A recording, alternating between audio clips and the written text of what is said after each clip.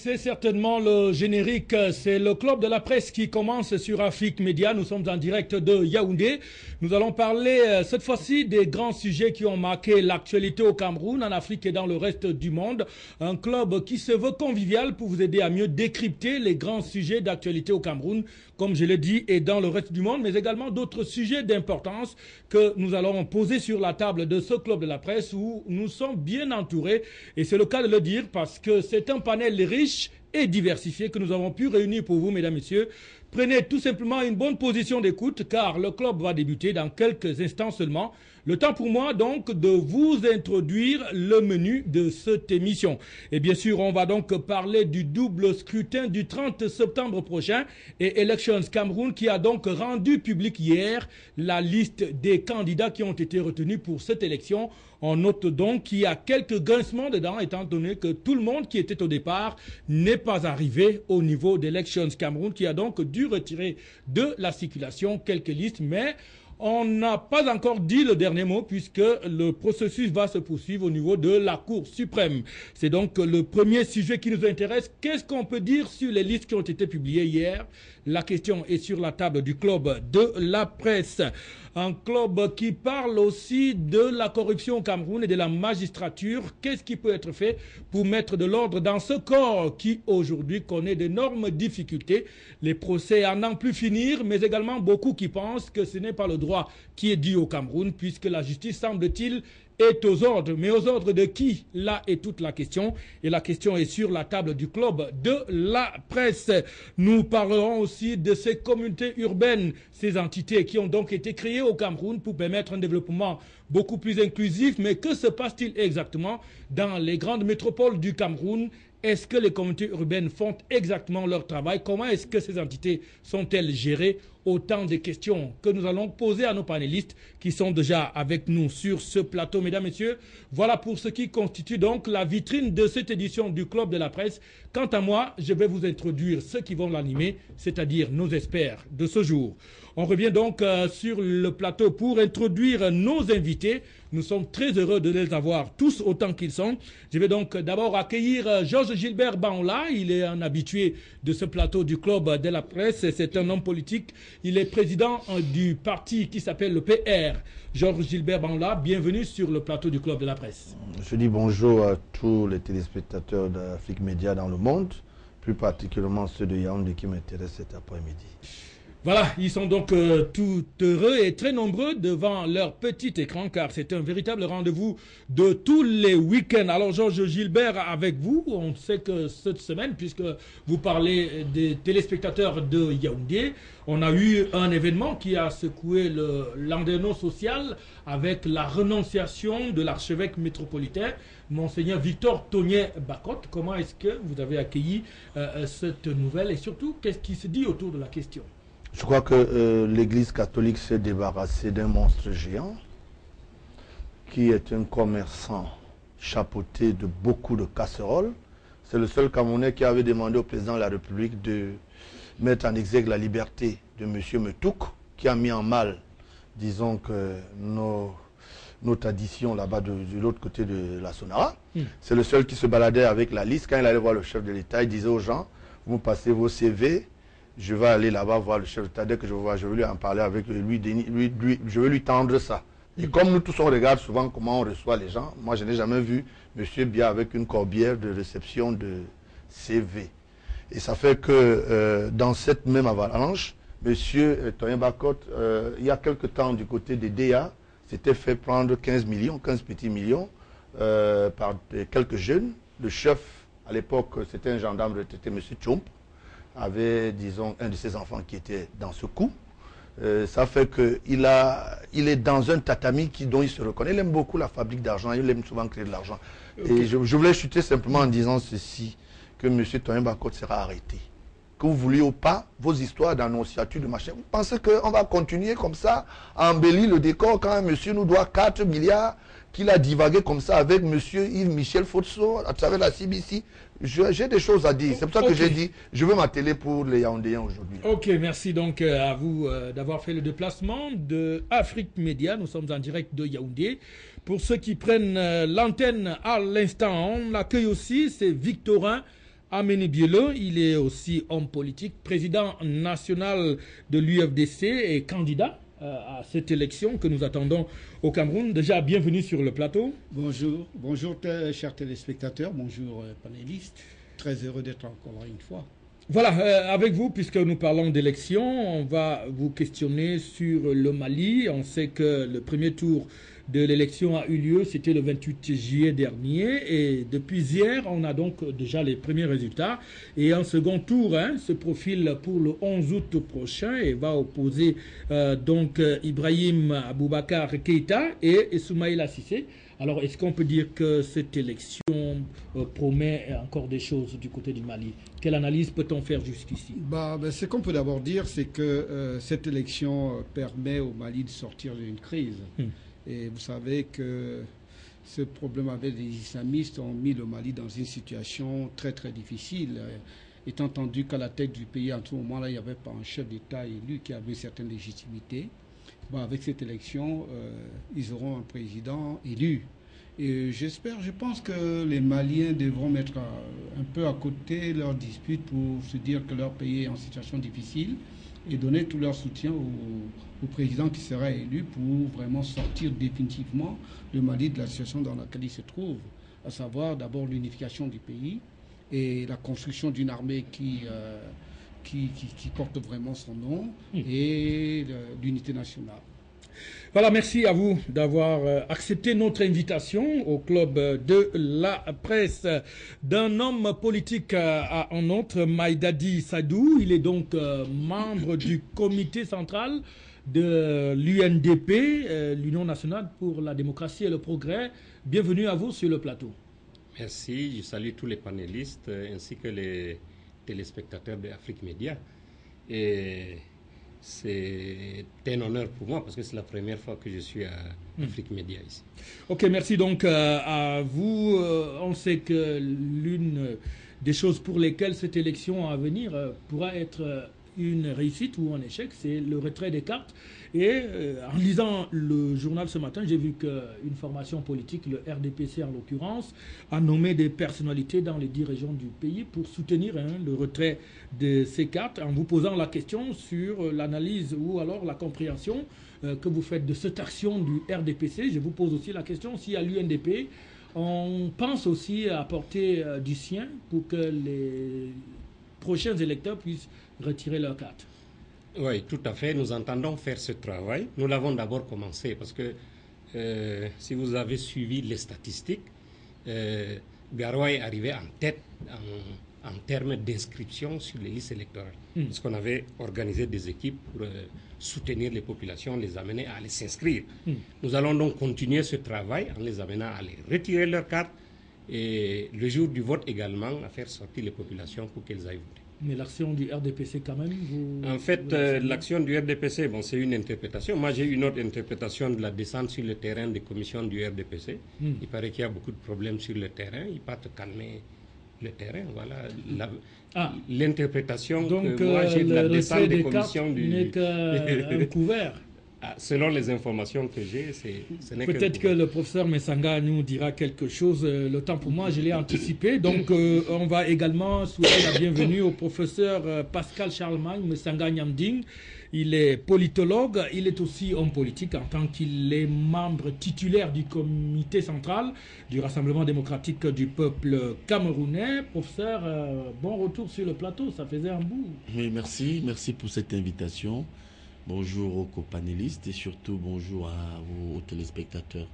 Alors, je vous accueille avec le Zimbabwe. Une élection présidentielle s'y tient. On a déjà des sons de cloche divergents entre le sortant Robert Mugabe et son challenger Tsvangirai. Chacun voudrait revendiquer déjà la victoire de cette élection alors que les résultats ne sont pas encore connus. Est-ce que là, on ne risque pas de connaître ce qu'on a vu par le passé dans ce pays d'Afrique?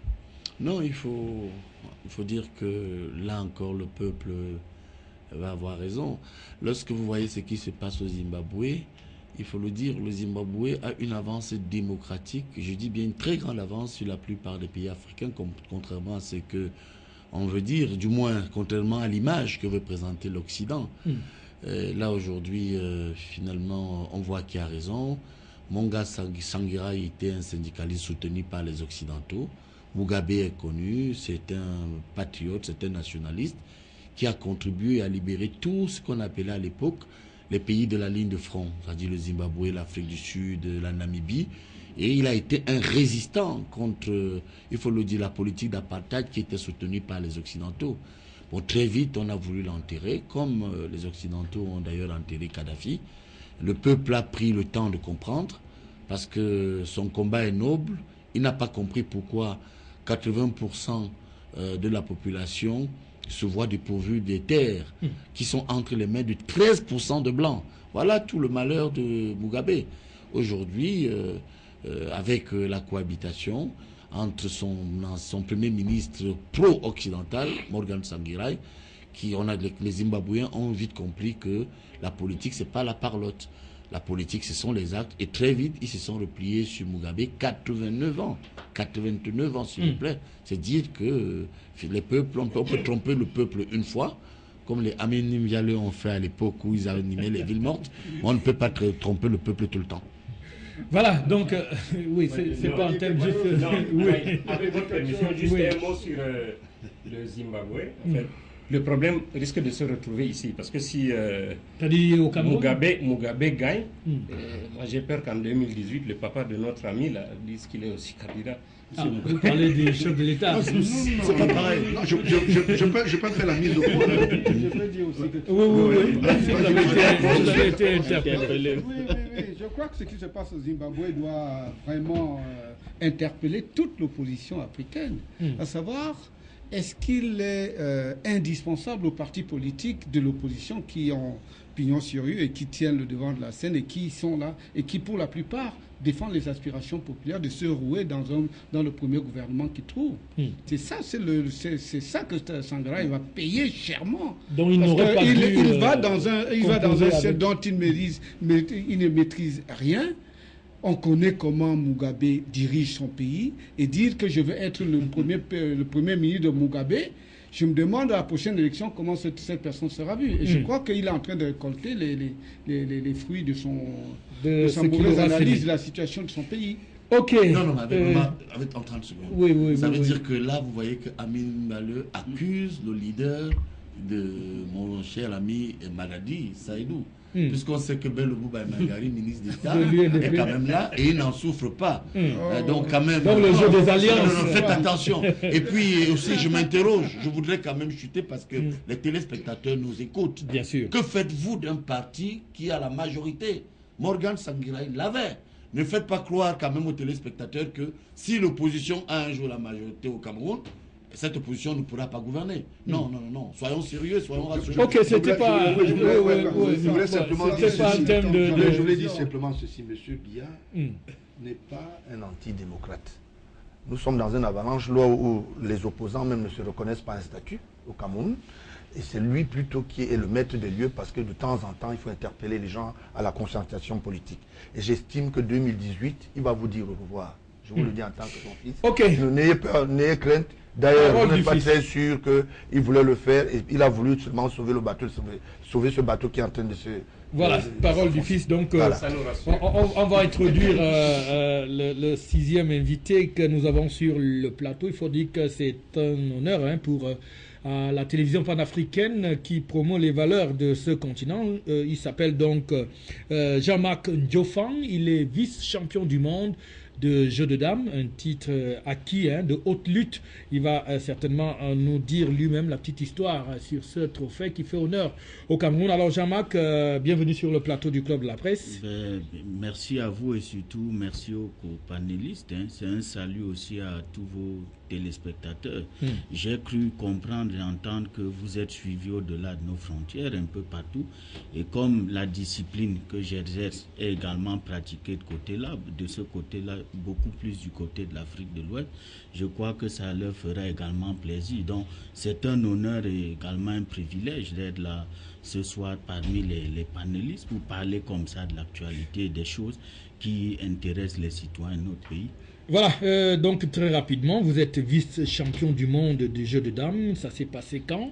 Quel était votre adversaire? Pour être bref et concis, simplement du 1er au 20 juin, du côté dernier, du côté de Ufa, qui est la capitale de la République du Bashkortostan, un État faisant partie de la Fédération de Russie, dont nous y étions 2 Camerounais, Tomim Bongo Lucien, qui lui est du côté de Lille, et votre humble serviteur.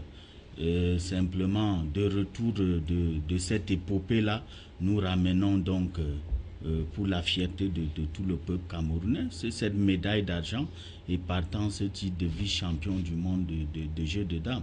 Donc c'est un honneur toujours pour moi d'être sur les plateaux et de parler de cette discipline, entre guillemets, ces petites disciplines, parce que je crois que le jeu de dames, communément, vulgairement, si vous voulez appeler damier, c'est bien de cela qu'il s'agit, mais sachez que sur le plan international, il y a toute une structure compétitive, il y a des compétitions de haut niveau et simplement ici c'est peut-être l'arbre qui cache la forêt. Je suis 2 fois champion d'Afrique, en 2000 à Yaoundé et en 2010 à Bamako, une fois vice-champion à Banjul en Gambie en 2009, une fois médaille de bronze en 2006 à Yaoundé, et avant d'être vice-champion du monde, j'ai déjà été lors de l'édition précédente médaille de bronze lors du championnat du monde qui s'est tenu à Emmeloord aux Pays-Bas en 2011. Donc il y a tout un parcours, il y a une traçabilité, je ne tombe pas du ciel, je ne suis pas un parachuté, c'est toute une histoire. Je pratique cette discipline au plus haut niveau depuis plus d'une dizaine d'années, donc je sers ce pays à ma manière, et moi c'est le coup de gueule que je veux donner. Ce serait réducteur de faire croire qu'au Cameroun, on ne sait jouer qu'au football ou faire d'autres disciplines. On est assez intelligent. Les Camerounais savent faire autre chose, beaucoup d'autres choses.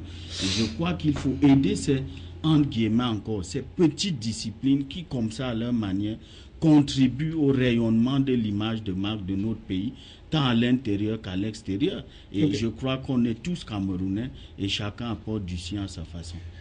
Voilà, je pense que ce coup de gueule est bel et bien passé. À votre suite, il faut dire que cette semaine également, on a eu un autre Camerounais qui, lui, est champion du monde de boxe, WBF, mais il n'a même pas été reçu par le ministre des Sports pendant qu'on se battait à faire en sorte que la suspension du football soit immédiatement levée par la FIFA.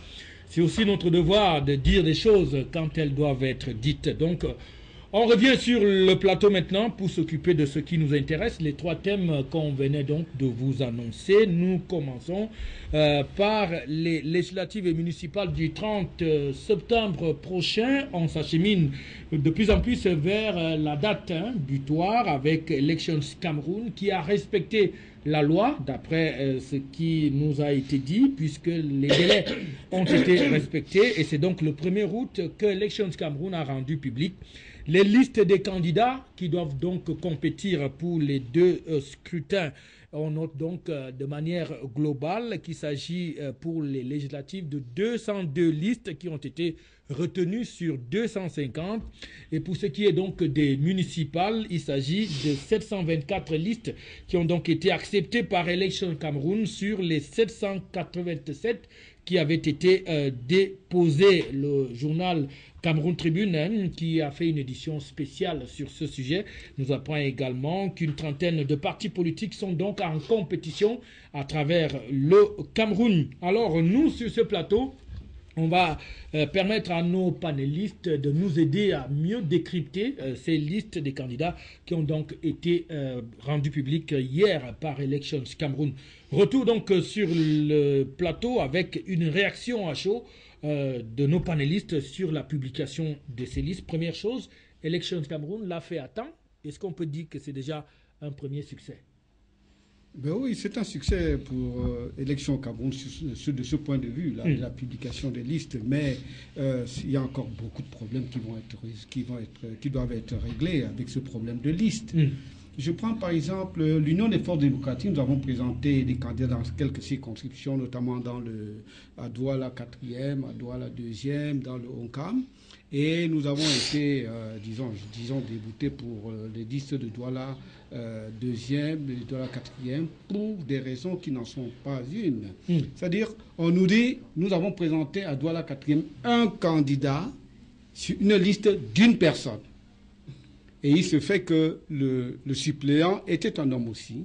On nous dit qu'on n'a pas respecté le genre. Alors, je ne sais pas si dans la loi, il est prévu que les listes doivent être paritaires, à savoir qu'il doit y avoir autant d'hommes que de femmes, ou bien il y a simplement le fait qu'il faut, quand il y a plusieurs listes que sur candidats, qu'il y ait le respect du genre de ces candidats-là. Donc, c'est un problème qui se pose. Et l'autre chose qui me paraît très, très, très, très curieuse, et si l'on connaît, disons, le bouillonnement qu'il y a eu dans le RDPC pour ces problèmes de liste, et qui sont restés pendants, je me demande comment aucune liste du RDPC n'a été rejetée. Ah bon? Aucune, je vous dis. Non, nous avons en tout cas ce que la liste des reçus qu'on nous a proposé, qu'on nous a donné, il n'y a aucune liste du RDPC qui a été rejetée. Et quand on lit la presse de ce matin, on voit dans beaucoup de listes du RDPC que le genre n'est du tout pas respecté, que l'équilibre, disons, sociologique n'est pas respecté. Quid? Pas de problème. Donc, le RDPC, vous accusez Elekam d'être... Oui, de ce côté-là, nous pouvons dire que notre pronostic quand Elekam a été créé et composé, nous avons dit qu'il y a problème. Parce que nous avons là une institution qui est dominée par les membres d'un parti lige avec le gouvernement du même parti, avec le chef de l'État du même parti. Alors on se demande comment vous pouvez avoir dans ce cadre-là une certaine transparence dans ce qu'on fait. Mais et je peux vous dire que moi je suis allé, j'ai discuté avec certains certaines personnes de l'ECAM qui ont réellement un problème moral. Ils se disent, on nous dit qu'il y a les textes, il faut les respecter, mais quand il faut confronter ça à la réalité, nous sommes en porte-à-faux. Ça veut dire quoi simplement?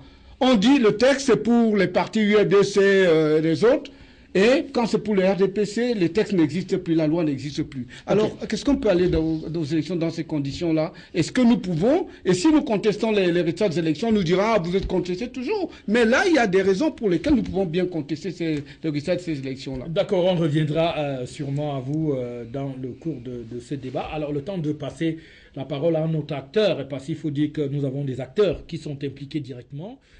Votre formation politique, l'UNDP, a aussi bien accueilli ces listes-là. Il y a aussi des problèmes que vous déplorez?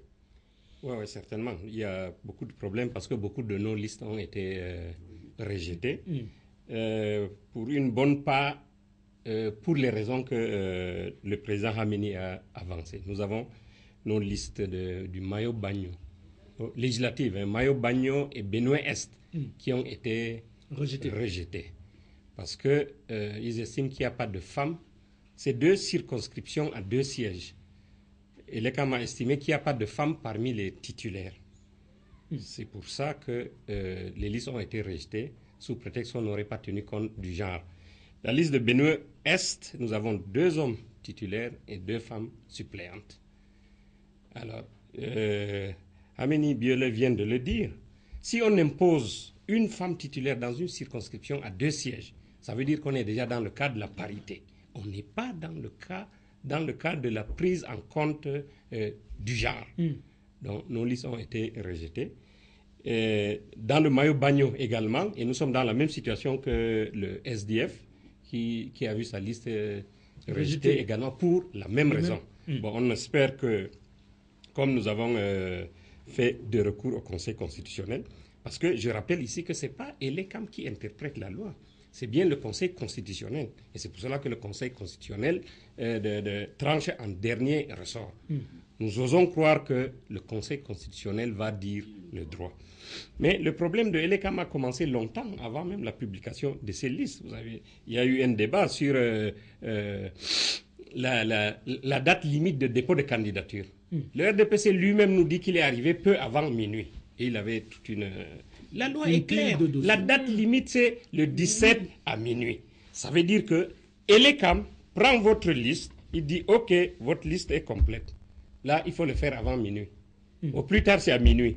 Le fait d'arriver avant minuit avec une pile de dossiers qu'on va traiter pendant 12 heures, les met en principe hors course. Parce qu'on ne peut pas nous dire qu'on a donné le OK à minuit, alors qu'on n'a pas encore fait l'inventaire même des dossiers. des dossiers. C'est pour cela que là également le Conseil constitutionnel doit faire quelque chose, parce qu'on ne peut pas revenir sur la situation, mais il y a des partis qui ont vu des listes refusées à Elekam parce qu'ils sont arrivés après minuit. Le Conseil constitutionnel pourrait éventuellement rattraper ces listes-là, parce que le RDPC est dans la même situation. Ces élections ne s'annoncent pas très bien, parce que déjà, on nous dit que le RDPC a déjà 127 communes et 33 sièges à l'Assemblée. Puisque, au moins ça, ils vont compétir tout seuls. Pour 127 communes, ils sont tout seuls. Ils sont tout seuls pour deux raisons. La première raison, c'est que des listes concurrentes ont été rejetées. Mais il y a également des cas où on n'a pas voulu qu'il y ait même de listes concurrentes. Et on a procédé par toutes les manipulations possibles pour que le RDPC se retrouve seul. Je prends l'exemple du Sud, par exemple. Dans la plupart des circonscriptions au Sud, les autorités administratives se sont même impliquées pour que le RDPC soit seul à concourir. On trouve que ce n'est pas normal. Ok, professeur, je pense que dans la dernière intervention, le nom RDPC est sorti plusieurs fois. Donc, vous, en tant que membre titulaire du comité central du RDPC, ces listes-là, vous en êtes satisfait de ce qui a été fait, surtout des récriminations qui sortent de vos concurrents? Oui, moi je pense que si sur certains points on peut comprendre que ces récriminations soient fondées, notamment concernant la notion de parité, il faut dire qu'il y a là un véritable problème d'interprétation de la loi. C'est-à-dire que lorsque vous lisez effectivement le code électoral, bon, il n'est écrit nulle part exigence de la parité. C'est une interprétation. Bon, on parle plus de représentation sociale, des catégories sociales. Et là, c'est vrai que c'est un problème d'interprétation. Et là, je partage tout à fait le point de vue de Maladi Saïdou, de l'UNDP, qui pense effectivement que le Conseil constitutionnel va trancher en dernier ressort en matière d'interprétation de la loi. Parce que vous n'êtes pas seul à connaître ça. Il y a beaucoup de partis qui se plaignent de ce qu'ils ont eu par exemple 2 titulaires. Je discutais avec des amis du RMC et puis avec 2 femmes suppléantes, on a rejeté parce qu'on voulait une femme titulaire. Effectivement, je crois que sur ce point bien précis, et pour l'apaisement social, parce qu'il faut faire attention, parce que vous savez, il y a des gens au gouvernement, autour du gouvernement et en dehors du gouvernement qui veulent inciter le peuple à se soulever. Vous savez que le seul levier que le président de la République dispose aujourd'hui, en termes de crédibilité, c'est le peuple. Quand vous voyez qu'à un moment donné, il y a eu la thèse de détournement de fonds, d'enrichissement illicite mené par certaines personnes dans le RDPC, en dehors du RDPC, lorsqu'on voit ce qui s'est passé avec le juge judiciaire à Paris, lorsqu'on sait qu'à l'intérieur, il y a eu une maîtrise de ces mêmes personnes sur les fonds publics, lorsqu'on sait qu'effectivement, il y a eu même le G11, et qu'aujourd'hui, le gouvernement lui-même n'a pas rempli toujours les charges indiquées par le chef de l'État, moi, je suis de ceux qui pensent qu'ils veulent toucher le peuple et surtout l'appareil politique du président. Il faut faire extrêmement attention. Vous savez, moi, je suis biaïste et je ne cache à personne que j'ai peur que si on n'apporte pas une souplesse, en reconnaissant quand même nos amis de l'opposition sur ces petits détails, moi, je voudrais bien qu'on aille en compétition. Je sais qu'ils ne gagneront pas, mais laissons-les aller en compétition. Mais par contre, là où je tique un peu, je trouve qu'il y a quand même des abus, c'est ce que dit le président Aminim Diallo. Vous voyez, il nous raconte l'histoire d'un enfant qui va au supermarché, vole un bonbon. Quand on l'attrape, il dit, mais pourquoi vous m'attrapez? L'autre a aussi volé. Non, soyez sérieux. Non, soyez sérieux, parce que sur ce point, vous dites, il dit, donc vous semblez vous-même reconnaître que il y a eu des problèmes, le RDPC a eu un retard. Bon, je vous admire, vous êtes devenu un vigile qui voit ceux qui entrent et qui sortent à Elekam. Mais ce que je veux dire, je suis étonné parce que moi, je suis, comme on l'a dit, je suis un cadre quand même de mon parti. Nous n'avons pas, nous ne savons pas comment est-ce que vous, dans l'opposition, avez procédé pour que vos listes soient validées. On peut donc s'étonner, croire qu'en réalité, c'est un disque rayé. Parce qu'en réalité, je vais chuter là-dessus, et c'est très important à rappeler quand même, quand vous voyez les actes que le président Paul Biya a posés ces derniers temps, tout tend à croire que c'est le président Paul Biya qui soutient même aujourd'hui l'opposition. Regardez le nombre de sénateurs qu'il a nommés de l'opposition. Il y avait même parmi eux ceux qui ne représentent rien du tout. Maintenant, quand vous voyez, il convoque le corps électoral. Au moment où il convoque le corps électoral, nous, RDPC, nous sommes stupéfaits. Alors que nous nous demandons comment nous allons faire, il nous dit, allez faire les investitures. L'opposition a donc 14 jours francs. Pendant que le RDPC se déchire pour s'inscrire. Non, bon Dieu, président Aménie Bialeu, si vous savez que le gouvernement est avec nous et que l'ECAM est avec nous, mais prenez des dispositions pour déposer vos listes même 72 heures avant. Arrêtez de faire croire aux Camerounais que le RDPC est partout. Surtout que les communes qu'il a citées, vraiment, ajoutons quelque chose, il y a des communes où le RDPC est seul, où il n'y a même pas eu de candidature. Moi, je suis d'une CAM. Prenez le cas de Yingui, il n'y a pas eu d'opposition là-bas. Prenez le cas de Norma Combe, je peux en citer où on n'a même pas vu d'opposition. On parle de 27 communes déjà. Oui, mais non, je vais vous donner des chiffres politologiques, non, du point de vue de la science politique. Parce que l'opposition ne s'est pas présentée. Dans 33 circonscriptions sont déjà acquises au RDPC. C'est le chiffre, M. Aménie Bialeu. Vous avez de meilleurs yeux que moi. Allez lire. Mais je vous dis, attendez, je vais chuter. Donc, vous savez, moi je suis un technicien et un débat est sérieux. Je vous dis que nous gagnons 33 députés parce que vous n'êtes pas en compétition là-bas et 123 municipalités parce que vous n'êtes pas en compétition. Voilà la vérité. Je pense que si nous voulons discuter, discutons sérieusement. Ne discutons pas sur des choses qui vont donner l'impression que nous ne sommes pas matures. Voilà. Georges Gilbert Banola, vous êtes aussi leader politique. C'est vrai qu'avant même que tout ceci n'arrive, vous avez passé comme une sorte de consigne à vos militants de voter en faveur du RDPC. On sait qu'avant que ces listes n'aillent à Elections Cameroun, le RDPC a connu beaucoup de problèmes. Mais les listes sont sorties. Finalement, je pense que tout le monde s'est mis d'accord sur les noms qui apparaissent sur ces listes publiées hier par Elections Cameroun, ou alors vous pensez qu'il va falloir encore attendre avant d'avoir une réaction du peuple? Non, je pense que mon implication, c'est du fait que le support que je vais appeler le libéralisme communautaire obéit, disons, aux attentes de notre parti politique. Et c'est une ligne, disons, conductrice politique qui nous permet, disons, de nous assouvir que, même comme un certain nombre je dis souvent de prédateurs, ça il faut le dire comme ça, mettent en mal la politique, disons que du président Paul Biya, nous ne pouvons pas nous déconvenir, nous dissocier par rapport à cette politique-là. Je vais vous donner des petites illustrations simples. Mon implication, pourquoi? Parce que je trouve que aujourd'hui, M. Biya est le seul challenge politique. Parce que quand vous regardez tout ce qui se passe autour de nous, c'est des petits amis qui se sont séparés de chambres et ont créé ce qu'on appelle des entreprises politiques. Vous comprenez à peu près? Et quand on regarde de visu ce qui se passe, tout le monde veut manger, mais personne ne veut travailler. Et Biya est le seul arbitre. Travaillons, personne ne veut travailler. Le Cameroun est abandonné à lui-même. C'est pour ça que 76% de jeunes sont dans le PR, le Parti républicain, pour regagner, c'est-à-dire, disons que cette chance qu'on a donnée à tous les Camerounais. Et je pense que dans un pays sérieux, on ne peut pas avoir 2 ans dans une chapelle politique. Je m'appelle Madame Beng et on se retrouve en train d'être plébiscité parce que nous nous retrouvons avec Tamba, avec M. Beng, avec Atanganji qui vont de gauche à droite et qui disent même au secrétaire général que si vous ne soutenez pas cette candidature, c'est pas bon.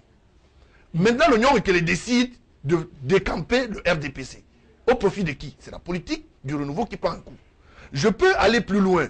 Si moi j'ai mon frère qui est retraité, il est docteur par exemple, le docteur Ngale, qui se retrouve du côté de Yabassi Natal, je ne sais pas dans quelle circonscription il est, et le docteur Ngale qui n'est autre que le frère de M. Moukoko Mbonjo, ministre des Relations extérieures.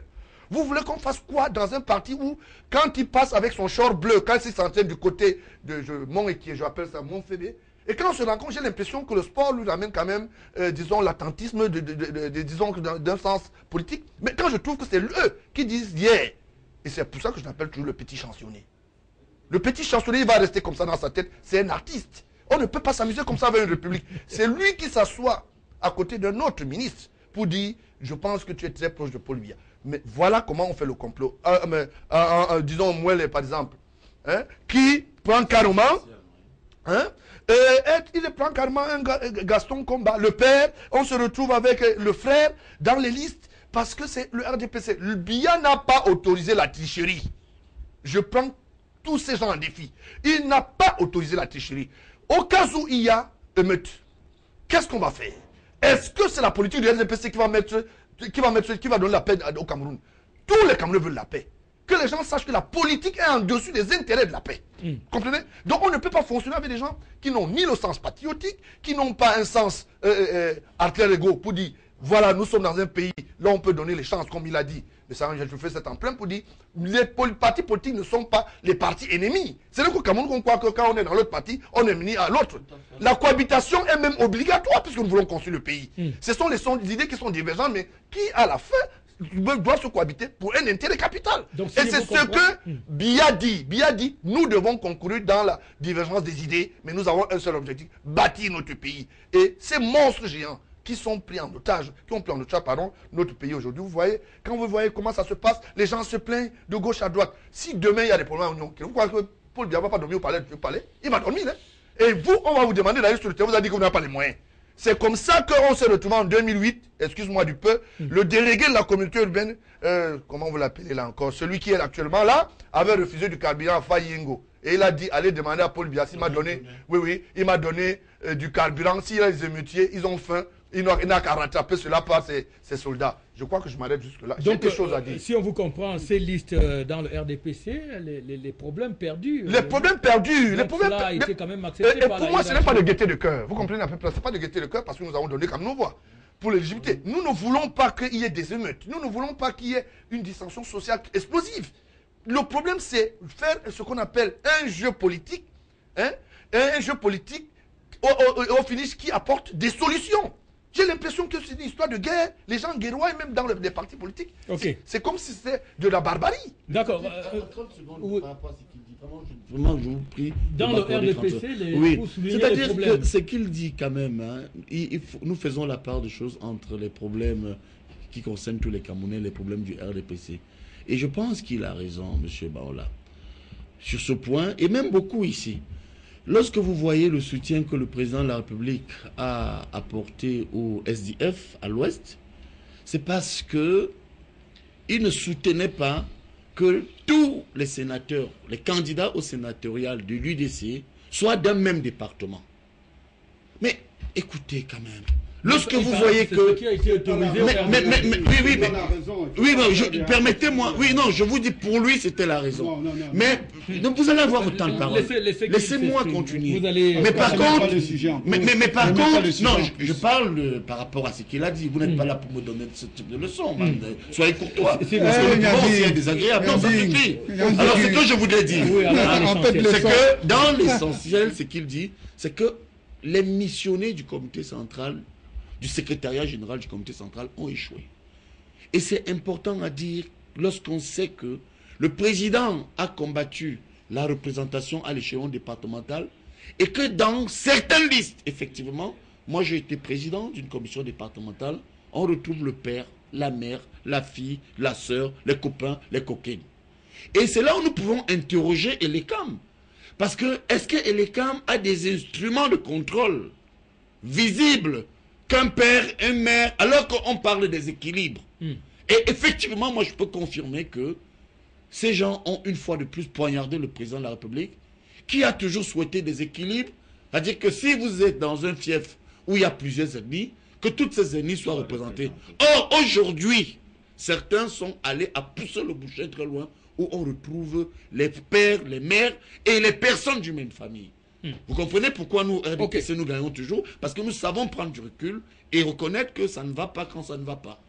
On va permettre à Jean-Marc de pouvoir aussi s'exprimer sur la question de ces listes électorales. Vous n'êtes pas politicien, vous êtes plutôt sportif mais citoyen. Oui, alors, citoyen camerounais. Oui, simplement j'observe à la lecture de tout ce qui est dit, hein, parce que ici c'est des aînés, c'est des spécialistes, mais nous, le citoyen lambda, comme on le dit souvent, observe quand même un mot à dire.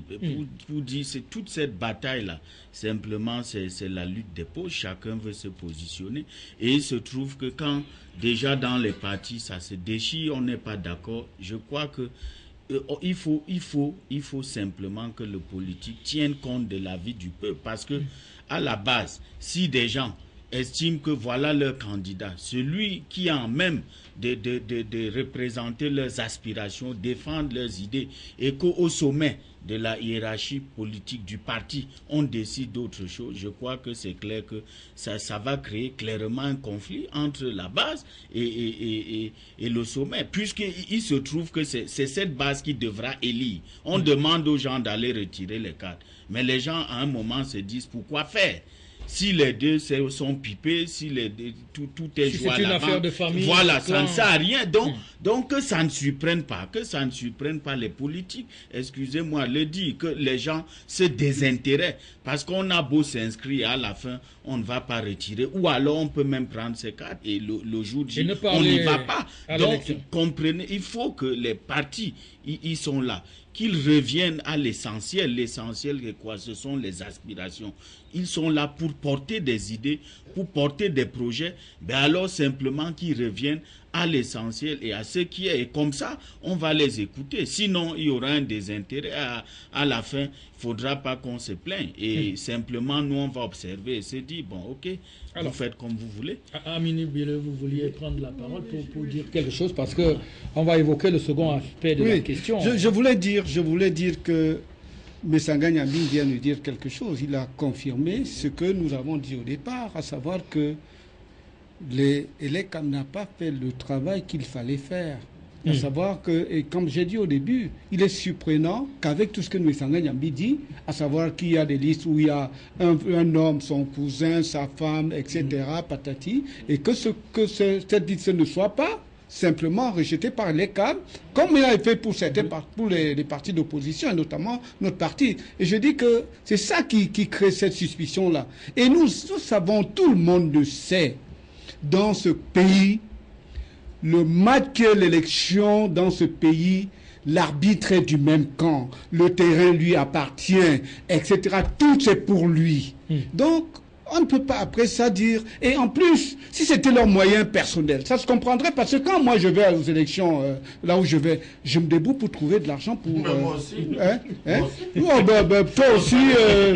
toi aussi... C'est mon salaire. Oui. Ma 4-4 à Yabassi, c'est mon argent. Voilà. Attends, c'est pas fini. Il y a quand même de l'argent pour les partis politiques. On ne me donne pas de l'argent. Est-ce qu'on les donne? On donne des partis. Vous savez quand est-ce qu'on donne ce financement des partis politiques? Quelques jours simplement avant les élections. Juste que je dis, oui, quand ce n'est pas après les élections. Donc, alors que de l'autre côté, comme dit Messanya Nyambi, ils ont tous des 4-4. Et c'est scandaleux. Et c'est scandaleux. Voilà. Mais lui, là, en 4-4 mais allez du côté de vous pendant un week-end. Vous voyez le nombre de 4-4 qui revient des campagnes du RDPC, c'est tranquillement scandalisant. Et ça, c'est l'argent des Camerounais. Ah bon? Oui, pour la plupart. Mais Sanga Nyambi, j'étais fonctionnaire aussi. Avec ton stage. Non, laisse-nous les affaires. Moi, j'étais à la Sorbonne avant toi. S'il vous plaît. Mais Sanga Nyambi, j'étais à la Sorbonne avant toi. C'est pas un débat entre vous. Non, les histoires de diplôme et de... Non, je ne parle pas de diplôme. Non. Je touche 3 000 € par mois et je touche 600 000 francs au Cameroun. Je suis transparent.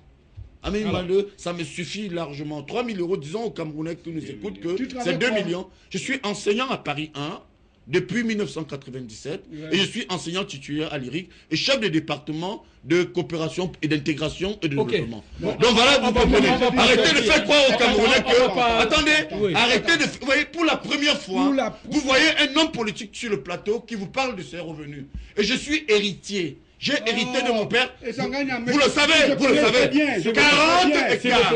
Donc voilà, on va passer la parole à Georges Gilbert Baola. Ok. Je voulais donner un point.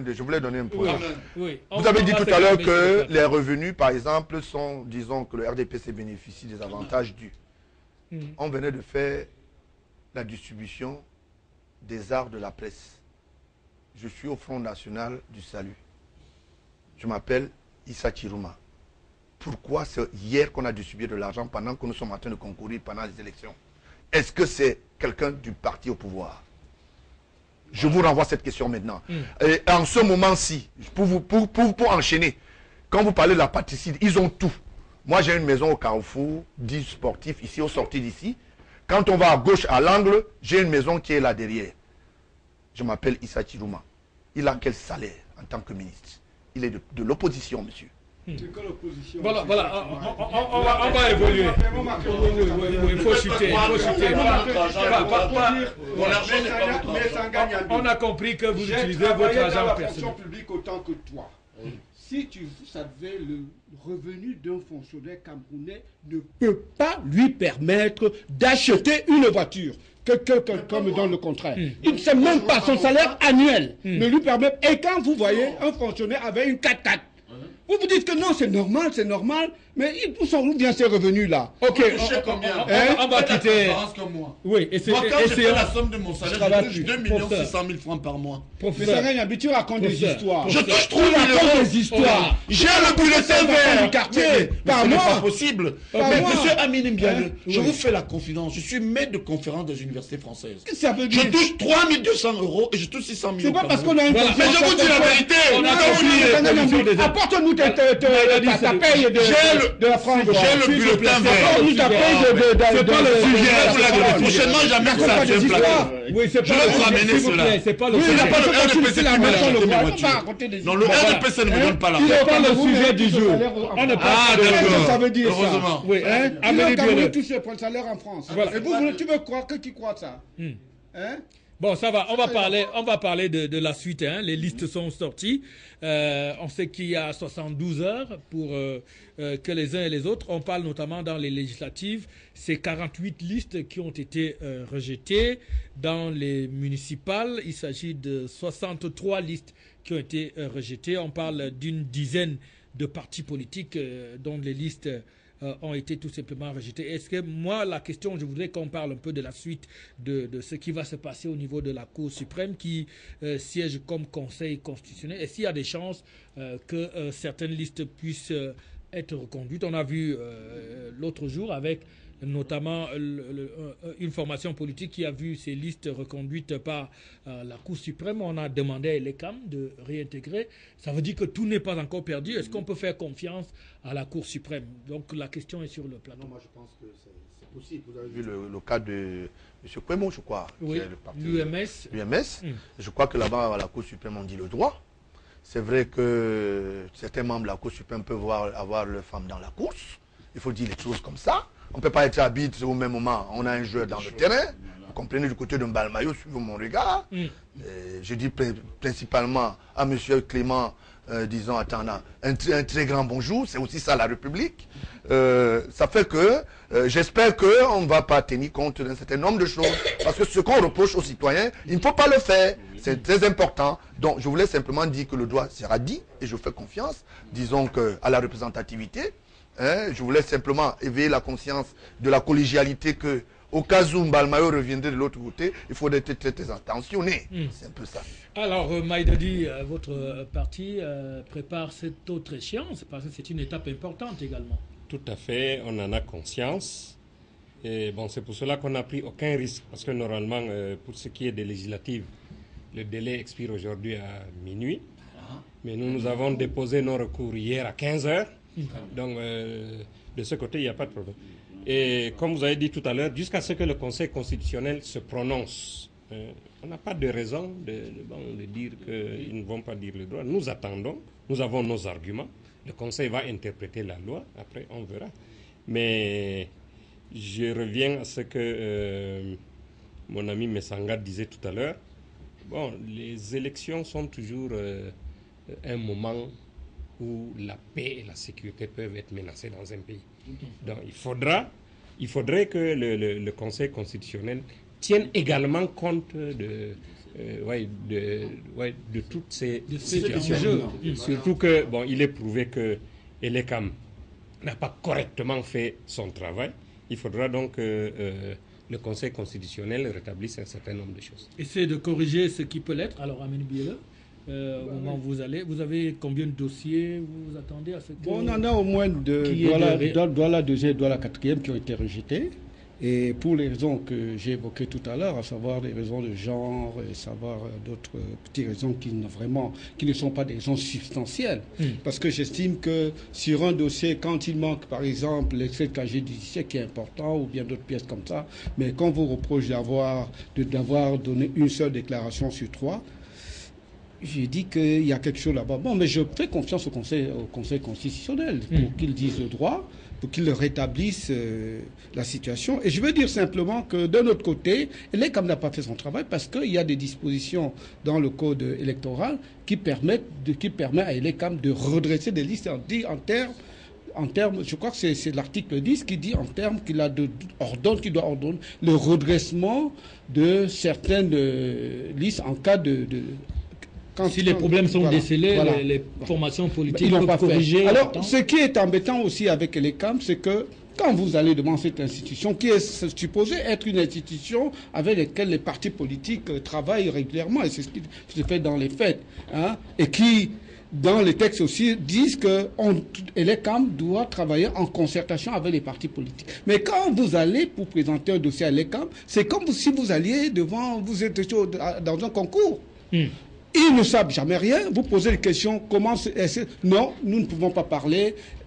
Ça fait c'est malaise. difficile. Donc je pense qu'il est nécessaire qu'on attende ce que dira le Conseil constitutionnel pour tirer toutes les conclusions. Alors Jean-Marc. Oui, cher, simplement, moi je voulais dire, j'observe simplement, je crois qu'il y a ce qui est bien, c'est qu'il y a un consensus sur cette question, de pouvoir faire confiance à la Cour suprême. Et, oui, qui tient lieu dans de cours constitutionnels. Je crois qu'elle est plus outillée que la Cour, que l'ECAM, parce qu'apparemment, ils n'ont pas assez d'éléments techniques pour pouvoir juger de cela. Donc, simplement, comme on dit au bénéfice du doute, on fait confiance à la Cour suprême pour qu'elle dise, à la Cour constitutionnelle, autant pour moi, pour qu'elle dise le droit et qu'elle corrige ce qui a corrigé et qu'elle rétablisse les faits et la vérité. Donc, c'est ce qui a souhaité, tout en tenant compte de ces aspects de paix sociale, etc., d'équilibre. Je crois que ça, c'est important pour apaiser les tensions et pour, comme on dit, ramener comme ça de l'ordre et de la sérénité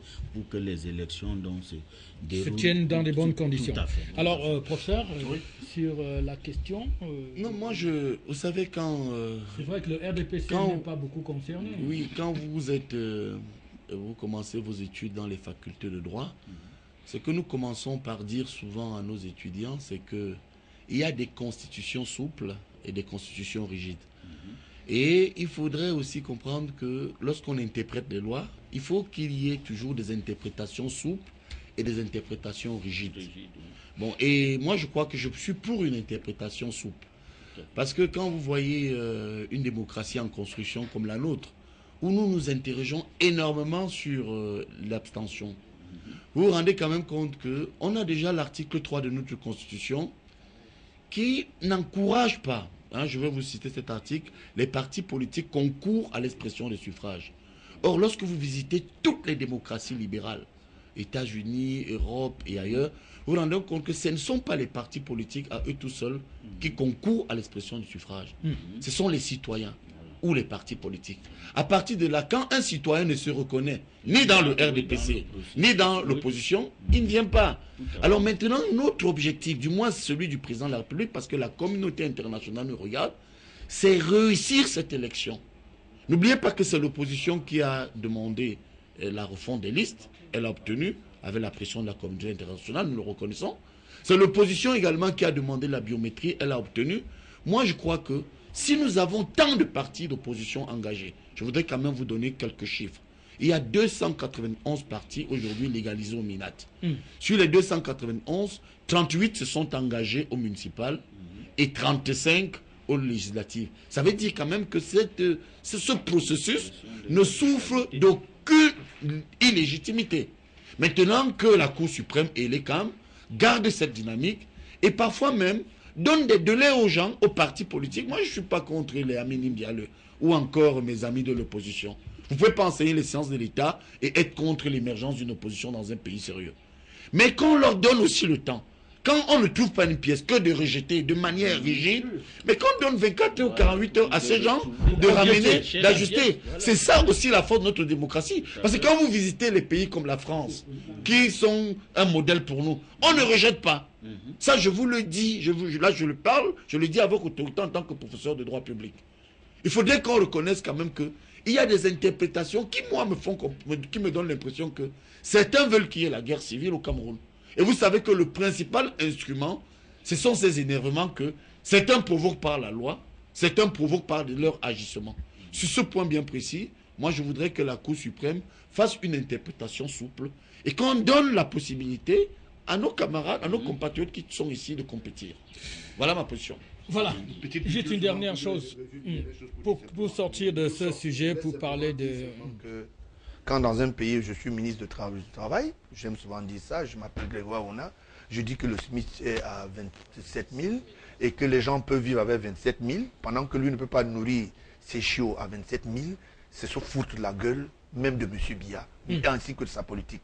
J'interpelle comme ça, là, disons tous les Camerounais, un socio patriotique, nous sommes en train de mettre cette overdose de côté et nettoyer le terrain.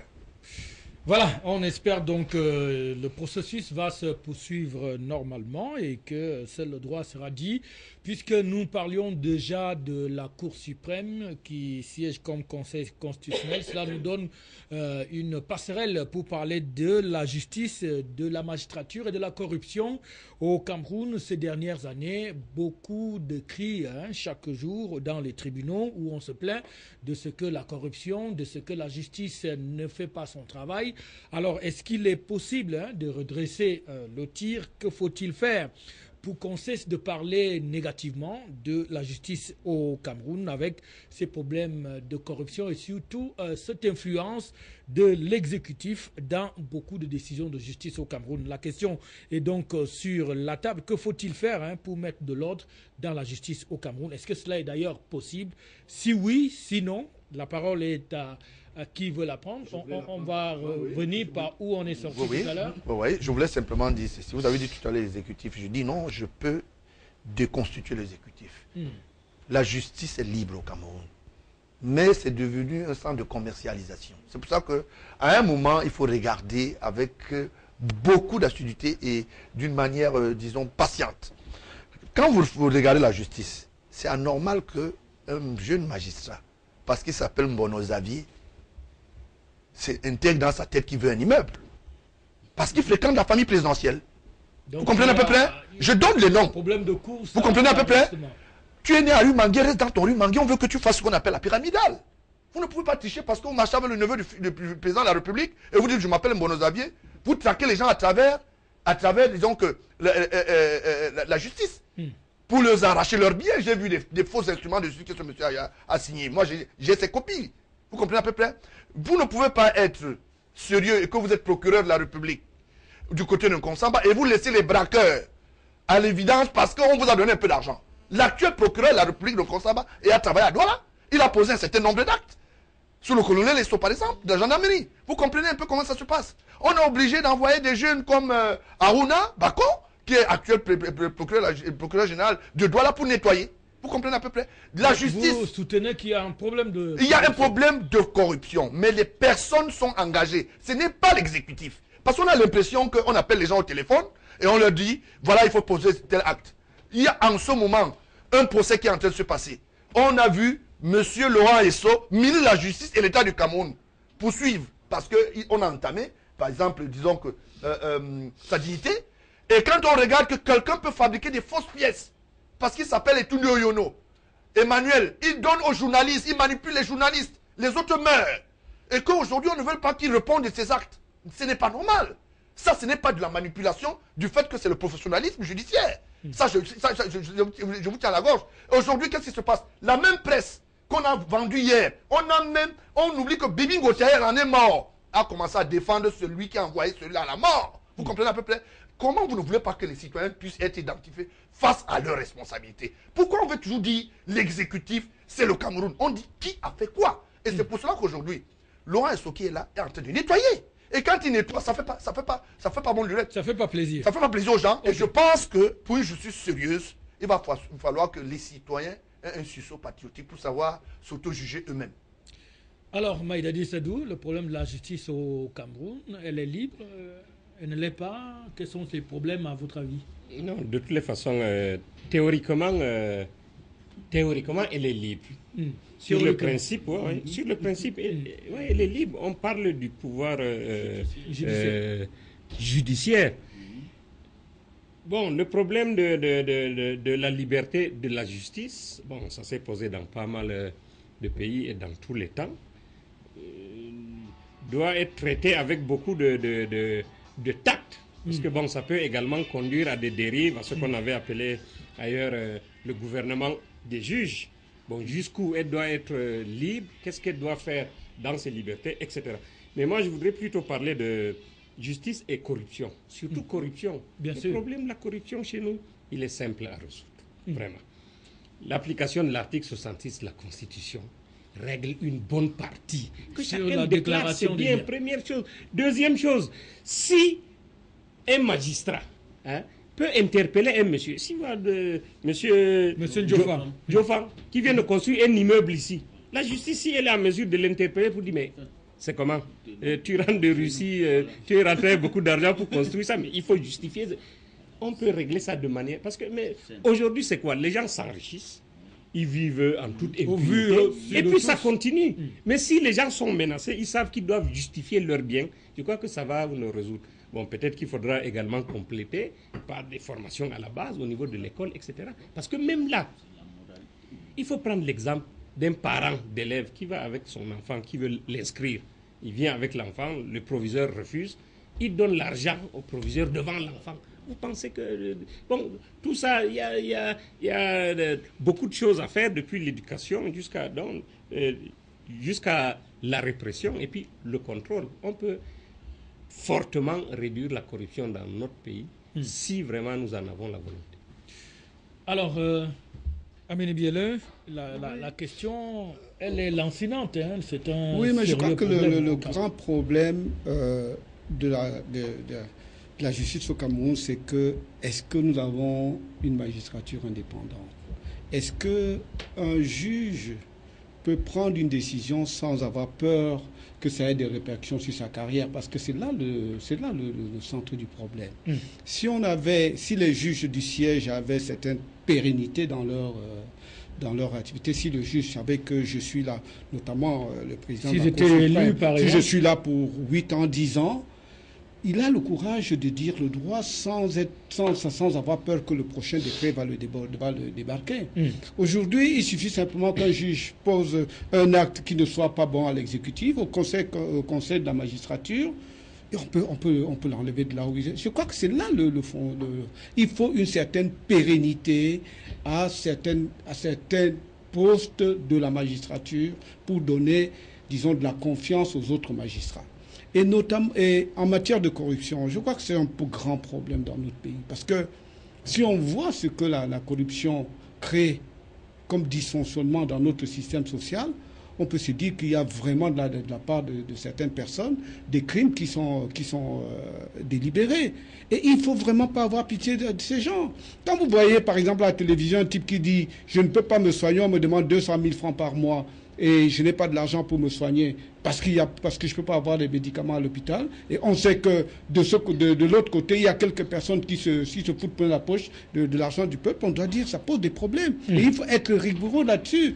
Hein? Il faut déclarer ses biens avant de prendre certaines fonctions. Et quand la magistrature, quand par exemple le procureur de la République se rend compte que monsieur tel y a un enrichissement sans cause dans tel endroit, mais de son propre chef, il devrait saisir, peut actionner la justice pour voir ce qui n'est pas le cas au Cameroun. Donc je crois qu'il y a toutes ces réformes qu'il faut mettre en place pour que nous soyons dans un système un peu plus transparent au niveau de la magistrature et des problèmes de corruption dans notre pays. Alors Jean-Marc, est-ce que l'une des solutions au problème ne serait pas, par exemple, de revaloriser un peu le traitement salarial au niveau des magistrats, par exemple? Oui, ça en est une des solutions, mais moi je pense qu'il y a, comme on le dit souvent, aller à la base, revenir à la base. Il y a même un problème de moralité qui se pose, parce qu'il y a la corrélation qu'il y a entre la justice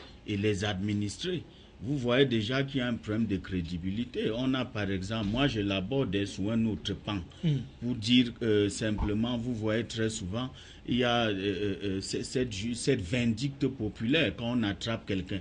Mais c'est dû à quoi? Parce qu'on se dit, on attrape ce monsieur. On n'a pas confiance à la justice.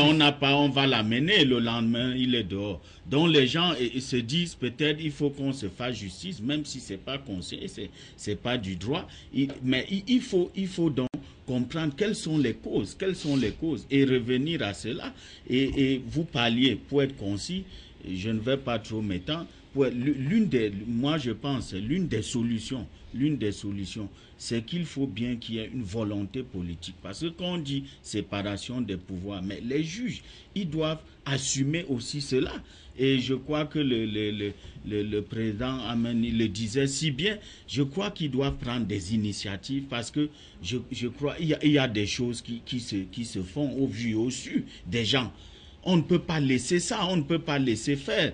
Hein? C'est ostentatoire, des gens qui se baladent. Il faut bien qu'on explique d'où leur viennent ces fonds, d'où leur viennent ces immeubles, ces grosses voies. Il faut bien, il y a une traçabilité, on peut suivre cela. Donc maintenant, pour parler des solutions, parce qu'il ne faut pas seulement parler des solutions, je crois qu'il faut donc évoquer, comme moi je parlais de la volonté politique, et que ceux-là prennent leurs responsabilités.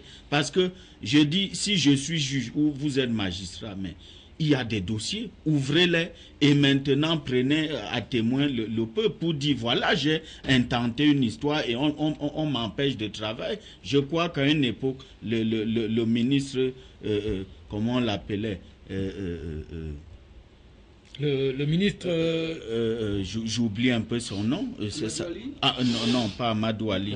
Il était dans quel ministère? Son épouse était d'ailleurs proviseur de lycée. Garga Aman, voilà, avait démissionné parce qu'il estimait, vous vous rappelez, l'État au contrôle supérieur de l'État, il avait intenté des dossiers, il y avait des faits. Il y a eu des blocages. Voilà, et il a estimé qu'il y avait trop d'entraves à ce qu'il puisse exercer, s'épanouir, faire son travail. Il n'a pas pu le faire, il a démissionné. Donc je crois qu'il faut revenir à l'essentiel, comme on le dit, et qu'il y ait vraiment un rapport entre cette justice-là et les administrés. Oui, la moralité, elle a foutu le camp. Il y a une dépravation des mœurs, on le voit, et c'est vraiment dommage. Je crois que chacun devrait prendre ses responsabilités, mais il faut peut-être taper du poing sur la table pour dire ça en est trop. Voilà, taper du poing sur la table. Donc, alors, professeur, est-ce que au-delà de ce problème de corruption, de cette course à l'argent, qui semble avoir trouvé racine dans le corps judiciaire au Cameroun, est-ce que la justice est libre? Est-ce que les rapports entre les magistrats, ne serait-ce que le ministre de la Justice, pour ne pas aller plus loin jusqu'au président de la République, est-ce que ces rapports sont des rapports conviviaux? Est-ce qu'ils sont libres de faire leur travail? Quand on voit un peu l'environnement au Cameroun, est-ce que cela est possible? Selon vous, comment on peut décanter la situation? Il faudrait que nous soyons sérieux dans le diagnostic. Le Cameroun, c'est vrai, comme la plupart des pays africains, est un pays très pauvre, où effectivement les gens s'en sortent difficilement. Mais à côté, où on a des gens très riches. Oui, mais à côté, on a des gens très riches. Je suis d'accord. Mais là où, effectivement, vous avez raison, parce que vous parlez d'un corps, je voudrais d'abord attirer votre attention que cette affaire est globale.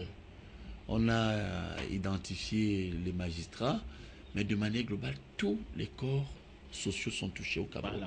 Je vous dis tous les corps. C'est pourquoi vous voyez, moi je suis un homme politique de la rénovation, c'est-à-dire un progressiste, quelqu'un qui pense qu'un jour, il faudrait qu'on soit capable de venir sur un plateau et dire j'ai une voiture, voilà où viennent mes revenus. Voilà. Et c'est vérifiable. Quand vous avez des revenus, vous payez l'impôt, etc. Donc ce n'est pas par mégalomanie que je suis venu dire que j'ai ce qu'on appelle en France un bulletin vert. Le bulletin vert, c'est le bulletin de paye. Donc quand vous revenez ici, vous pouvez quand même vous étonner lorsque vous voyez la fragilité qui a atteint effectivement certains corps. Notamment effectivement ce corps de la magistrature. Vous voyez un jeune magistrat aujourd'hui, à peine 2-3 ans de service, il roule déjà carrosse, il tu a 3 ans. Bon, et c'est vrai que, et là vous comprenez que nous pouvons aussi, sur ce point bien précis, arriver à ce qu'on appelle des réponses citoyennes, où nous avons des convergences. Comme avait Madadi, je partage par exemple son point de vue, pour dire qu'il faut l'article 66. Il faut appliquer. Entre ici, venir ici, dans ce studio d'Afrique Média, et peut-être se retrouver à Oudja, mais mon Dieu, allez voir ce que certains ont comme maison. Allez voir ce qu'ils font. Effectivement, je pense que là où je trouve, du moins du point de vue théorique, un peu de satisfaction, c'est le président de la République qui a dit exactement ce que vient de dire Amélie Bialeux, qui dit qu'il faut être sans pitié pour ces gens. Moi, je me souviens encore de ce discours au Congrès, hein, où notre champion nous disait « Nous serons sans pitié pour les détourneurs de fonds ». Et je pense que, au-delà de ce projet présidentiel, il faut qu'on se dote des instruments de répression un peu plus forts. Parce qu'actuellement, il y a des instruments de dissuasion. La CONAC, la NIF, au niveau ministériel, là. Le contrôle supérieur de l'État. En dehors du contrôle supérieur, non pas ça, c'est-à-dire il y a au sein interministériel, il y a des comités interministériels de lutte contre la corruption. Tout cela, ce sont des instruments peut-être de dissuasion, mais nous avons davantage besoin des instruments de répression. Parce que c'est quand même inadmissible de voir que dans un pays comme le Cameroun, où on nous dit que le SMIC, c'est-à-dire que pour ceux qui nous écoutent, le plus petit salaire est à 27 000 francs, et qu'en réalité, hein, un fonctionnaire, vous savez, quand un ambassadeur prend sa retraite, en principe, il est à l'indice à peine 1400, qu'on vient nous dire que des gens construisent des villas, des gens roulent avec des voitures, des gens se déplacent. Non mais, franchement, moi ça me fait peur.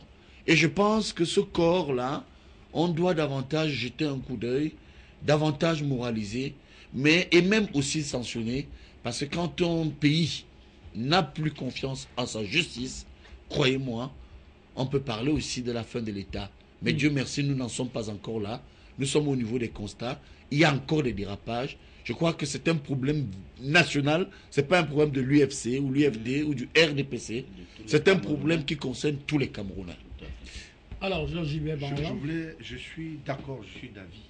Mais vous parlez avec trop de souplesse. Le plus grand crime de notre pays, c'est qu'un certain nombre de Camerounais ont pris en otage le patrimoine public. Il y a ceux qui ont un sursaut patriotique, qui travaillent comme nous. Nous sommes ici, on n'attend rien du tout, on vient contribuer pour notre pays. Et on a sorti d'ici, on n'ira pas rester derrière les caisses. Dans un pays comme le nôtre, où le président de l'Assemblée nationale est plein de la gueule dans la magouille, dans la corruption, dans le carburant, c'est pas normal. C'est pas normal. Là, vous sortez. Vous comprenez? Non, la magistrature. Non, je reste dans la magistrature. C'est les illustrations. C'est les illustrations. Il faut taper fort sur ces instruments. Parce que c'est des caisses de résonance qui polluent la vie des jeunes. Qui font croire aux jeunes qu'il n'y a pas d'avenir au Cameroun. Quand vous parlez à un jeune en route, il a l'impression que vous lui racontez une histoire magicienne, que vous lui dites que vous pouvez croire. Est-ce que vous savez que je suis obligé d'appeler ici, de faire des discours de porte à porte pour dire il faut croire à votre pays. Je suis obligé de tenir ce langage et le dire voici ce qui se passe. Vous ne pouvez pas accepter dans un pays sérieux comme le nôtre. La FEMANIA s'est engagée à Douala, à Yaoundé, dans les plus grandes métropoles. Pour que un juge ou bien un procureur général comme Aruna arrive et qui fasse son travail, il se retrouve avec des grappins, les coups de fil. Heureusement, il fait son boulot. Vous comprenez à peu près? Donc on va se retrouver avec des tailles de personnes comme ça. Comment dans un pays comme le nôtre, même l'église est entrée dans la corruption? On va demander à un président de la République laisser un baroudeur de caisse publique comme Metouk qui a pris en otage notre... Donc c'est une fatalité. Je dis c'est une fatalité. Le Cameroun ne peut pas. Je ne dis pas que c'est pas une fatalité. Je dis qu'il y a des solutions, mais il faut frapper fort sur ces caisses de résonance. Et il faut être strict. Ça veut dire que quand le président de l'Assemblée pose un acte, on ne regarde pas qu'il est président de l'Assemblée. Il est essayé en justice au même titre que tout le monde le décharge. C'est tout. Et avec un exemple, nous allons avancer. Quand le juge pose un acte, on lui dit, monsieur, tu réponds de tes actes. Il y a une inspection, disons, collégiale qui est au niveau de la chancellerie. Madame Soubenamro a fait son travail. Quelle est cette histoire là où les instruments de mesure sont là? Le corps professionnel fait des erreurs, les fautes sont là, on assemble les dossiers. Au lieu de mettre la mesure restrictive et punitive, je dis qu'il faut frapper. et le président a commencé à frapper. Il y a un premier ministre en prison, il y a tout un gouvernement en prison. Nous autres, nous devons léguer et nous aider nous-mêmes en accompagnant cela. D'autres unions en prison, c'est comme ça que... Donc, il y en a eu, on a eu bien Kouné qui est parti. Il y en a eu. Donc, écoutez bien les colonels. Donc, non, je dis, il faut que les gens cessent de croire que le téléphone, les interventions doivent passer. Il faut que les gens aient un sursaut patriotique vis-à-vis de notre pays. Donc, ces gens, moi, j'interpelle ici les Camerounais, pas nous qui avons, disons, autorité la chose, peut-être pour venir dire quelque chose ici. Tous les Camerounais doivent dénoncer, chacun à son niveau. Vous voyez votre patron qui pose un acte, vous tirez la pièce, vous remettez ça. Quand on constate que la CONAC n'est pas allée faire le travail comme ils sont allés du côté de Douala, ils n'ont jamais rien fait là-bas, parce que donne les marchés. Lui-même, il est dans le délit d'initié. Tous les marchés, il donne à sa femme. Personne n'a rien à dire. Il a les caisses et les boutiques. Au niveau de la CONAC. Au niveau de la CONAC, rien n'est fait. Ok, il y a ce message qui nous arrive. Le pouvoir en place vit et se nourrit de la corruption. Ne lui demandez pas de scier la branche sur laquelle il est assis. C'est Pédieri Mambou. Oui, mais sur ce point, il se trompe parce que quand vous voyez les marchés publics aussi, regardez même ceux qui disent qu'ils sont contre le pouvoir et qui sont des grands hommes d'affaires. Mais allez voir les dessous de table. Oui, c'est là où certains se trompent. Hein. Moi, je voulais apporter cette position. Ce n'est pas une affaire seulement du pouvoir. C'est une affaire qui concerne tous les secteurs publics. Plus de parole, je voulais dire Fautine Jacob, il est quoi, vice-président à l'Assemblée, non? Il était, mais il est encore candidat en course. Bon, ça veut dire que son mandat va continuer. Lui, avec Amadou Ali, ils ont bouffé l'argent des marchés, des stations de la justice, non? Amadou Ali a avalé tout ça avec un peu de chibasse. Mais il ne faut pas embêter les gens. On connaît tout ça, on va rien dire. Voilà. On ne peut pas mourir devant les loups. D'accord. Bonjour à tous. La corruption au Cameroun ne serait jamais éradiquée tant que les salaires des fonctionnaires moyens ne pourront pas être augmentés de 50%. La taxe soit en baisse. C'est Mohamedou depuis Ebolova qui le pense. Que l'une des solutions. L'une des solutions. C'est ça, la moralisation. Tout à fait. La vérité, c'est ça. Que les gens aient peur de la chose publique. Parce que les gens ne vivent pas de ça. Vous savez, dire que voilà, vous par exemple, professeur X ou Y, comment avez-vous fait l'article 166 est nécessaire? Voilà, donc on peut être d'accord que le problème peut être résolu. Ce n'est pas une fatalité finalement. Non, le problème peut être résolu, mais il faut frapper sur cette caisse de résonance-là. Là, je rejoins M. Diofan. C'est aussi un problème de volonté politique. Il faut le reconnaître. On peut éradiquer. Vous avez des petits pays comme le Burkina, même pas plus proche de nous, le Rwanda, où les gens ont appris à ne même pas toucher ce qui ne vous appartient pas.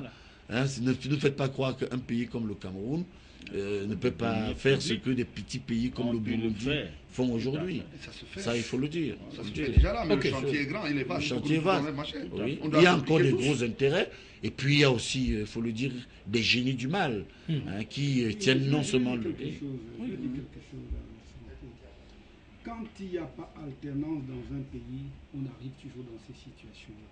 Parce que des gens ont l'impression que ce qu'ils font depuis des années, que c'est normal. Ils ne se rendent même plus compte qu'ils font quelque chose qui est répréhensible. Ils pensent que jouer un peu avec les marchés publics, etc., parce qu'ils sont là depuis, un ministère là depuis 10-15 ans, bon, ben, qu'est-ce que vous voulez? Ils sont... Donc il faut renouveler le personnel politique, le personnel administratif. Je crois que les spécialistes des problèmes de management disent que quand vous êtes dans un poste depuis plus de 5 ans, vous n'êtes plus efficace. Il y a la stagnation. Vous reproduisez... Vous reproduisez ce que vous faites depuis longtemps. Nous sommes aussi partis parce que moi, quand j'étais étudiant, vous étiez déjà président de l'UFC. Est-ce que vous êtes toujours président? Oui, mais tu dis quand tu étais étudiant, mais tu te rends pas compte que je suis parmi tes maîtres que tu dois quelquefois respecter cela. En 92, j'étais encore étudiant. Je voudrais savoir si vous êtes toujours à la tête de l'UFC. Ça fait 20 ans. Donc vous pensez que l'alternance devrait commencer par là. Ok, donc je crois que ça change à l'UFDC. D'accord. Bon, je pense que là, on va... Ce n'est pas la politique. Vous y êtes toujours? Vous n'avez toujours pas répondu. J'étais étudiant en 92. Vous étiez déjà l'UFDC président. Aujourd'hui, nous sommes en 2013. Ça fait combien? 21 ans. Est-ce que vous avez démissionné? Non. Voilà, je suis parti augmenter de la pension de la...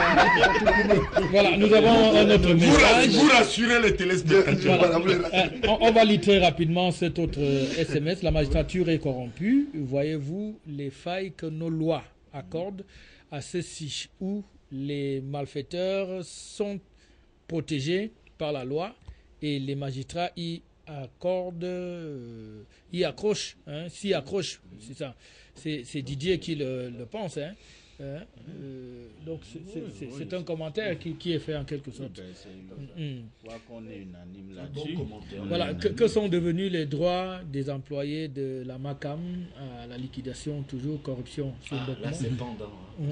C'est pendant. Il faut peut-être récriminer ce qu'on appelle, du moins, les sociétés de redressement, hein, c'est-à-dire que les administrateurs provisoires, et puis cette structure, comment on appelle ça, on les appelle les liquidateurs aussi.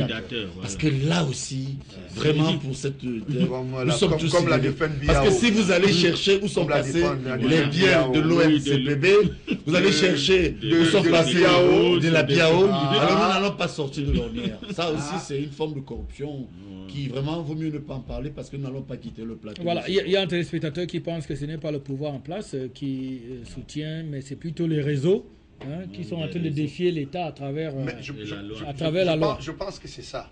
Parce que quand vous êtes par exemple à la SRC, vous allez à l'île Caïman faire quelques recouvrements. Quand le DG à Lille arrive, il trouve que vous avez vendu la moitié du patrimoine. Et vous vous appelez Tunde Ouyonou, on n'avait rien à vous dire. Et à Lille, ou bien aussi, lui aussi commence à vendre à ses frères. Excusez-moi, entre guillemets, on se regarde. Donc c'est un peu ça, c'est la part des choses. Donc on se regarde très bien. On est obligé maintenant d'avoir une SRC qui n'a aucune coquille, qui n'a pas de réservoir. Vous comprenez à peu près. C'est pour cela que, par exemple, la femme de Abba, à l'époque, est devenue... à l'époque, elle était quoi à la CA, disons que... la vice-ouvrière, je vous l'ai dit. Donc c'est elle qui faisait tout dans les financements et tout ça. La chevalier ouvrière, je vous l'ai dit, baron. Donc c'est un peu ça. Et c'est pour cela qu'on avait placé en son temps l'autre qui est là, disons que la mère Ndjanko qui est partie. Et vous connaissez la suite. C'est pour ça que les bateaux de pêche sont portés disparus. Et il y a un certain Mathieu de Douala Mathieu pense que le tout n'est pas d'arrêter ces gens. Il faut qu'ils remboursent l'argent. Je crois que là, c'est... Je crois qu'il y a un chapelet de solutions. Voilà. Et puis, bon, nous n'allons pas pleurer parce que certains, s'ils ont vraiment volé, sont en prison. Vous savez, nous, aujourd'hui, nous sommes mobilisés, d'ailleurs tous ici, sur le plateau. Personne ne parle de pitié ou de tolérance. Bon, maintenant, il faut qu'on se dote davantage de moyens parce que lorsque vous savez quand même que dans ce pays, nos étudiants vont dans les universités sans bourse, je vous assure, qu'on ne peut plus se faire soigner dans les hôpitaux et que nous n'avons pas de stade et tout ça. Non, mais vraiment, il faut reconnaître que les partis politiques, vous voyez, et c'est là où j'attends un peu mes amis comme les Madadi et les Amin Biale qui ne recherchent que le pouvoir, l'alternance, mais qu'ils mettent en place des mécanismes de mobilisation ad hoc, qui sur le terrain mobilisent aussi les Camerounais sur des comportements citoyens. On ne voit pas les opposants. Et ils ne soutiennent pas toujours. Vous avez même vu à un moment donné ce qui m'a frappé, lorsque le président a, dans mon rang, dans mon parti, a dénoncé la corruption et a mis quelques pontes du régime en prison, notamment des personnalités comme les Marafa et autres.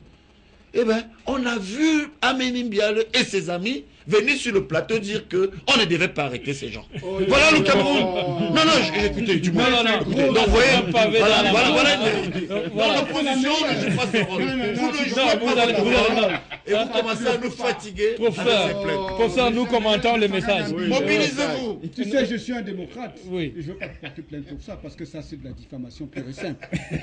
Ok. Je te dis, est-ce que tu peux me donner sur quel plateau de télévision Amélie Biale a dit que Marapat, etc. C'était où? Sur un plateau, c'était où? Sur une chaîne concurrente, un jour vous avez dit que l'opération Épervier était une opération d'épuration politique. Oui, j'ai dit à tête chercheuse. Voilà. Ah ben oui. Eh ben oui. Ok, oui. Mais ça ne veut pas dire, ça ne veut aucunement dire que c'est que Marapat qui veut pas condamner. Citez donc une tête, une mauvaise tête, une mauvaise tête de veau. Non, ça c'est...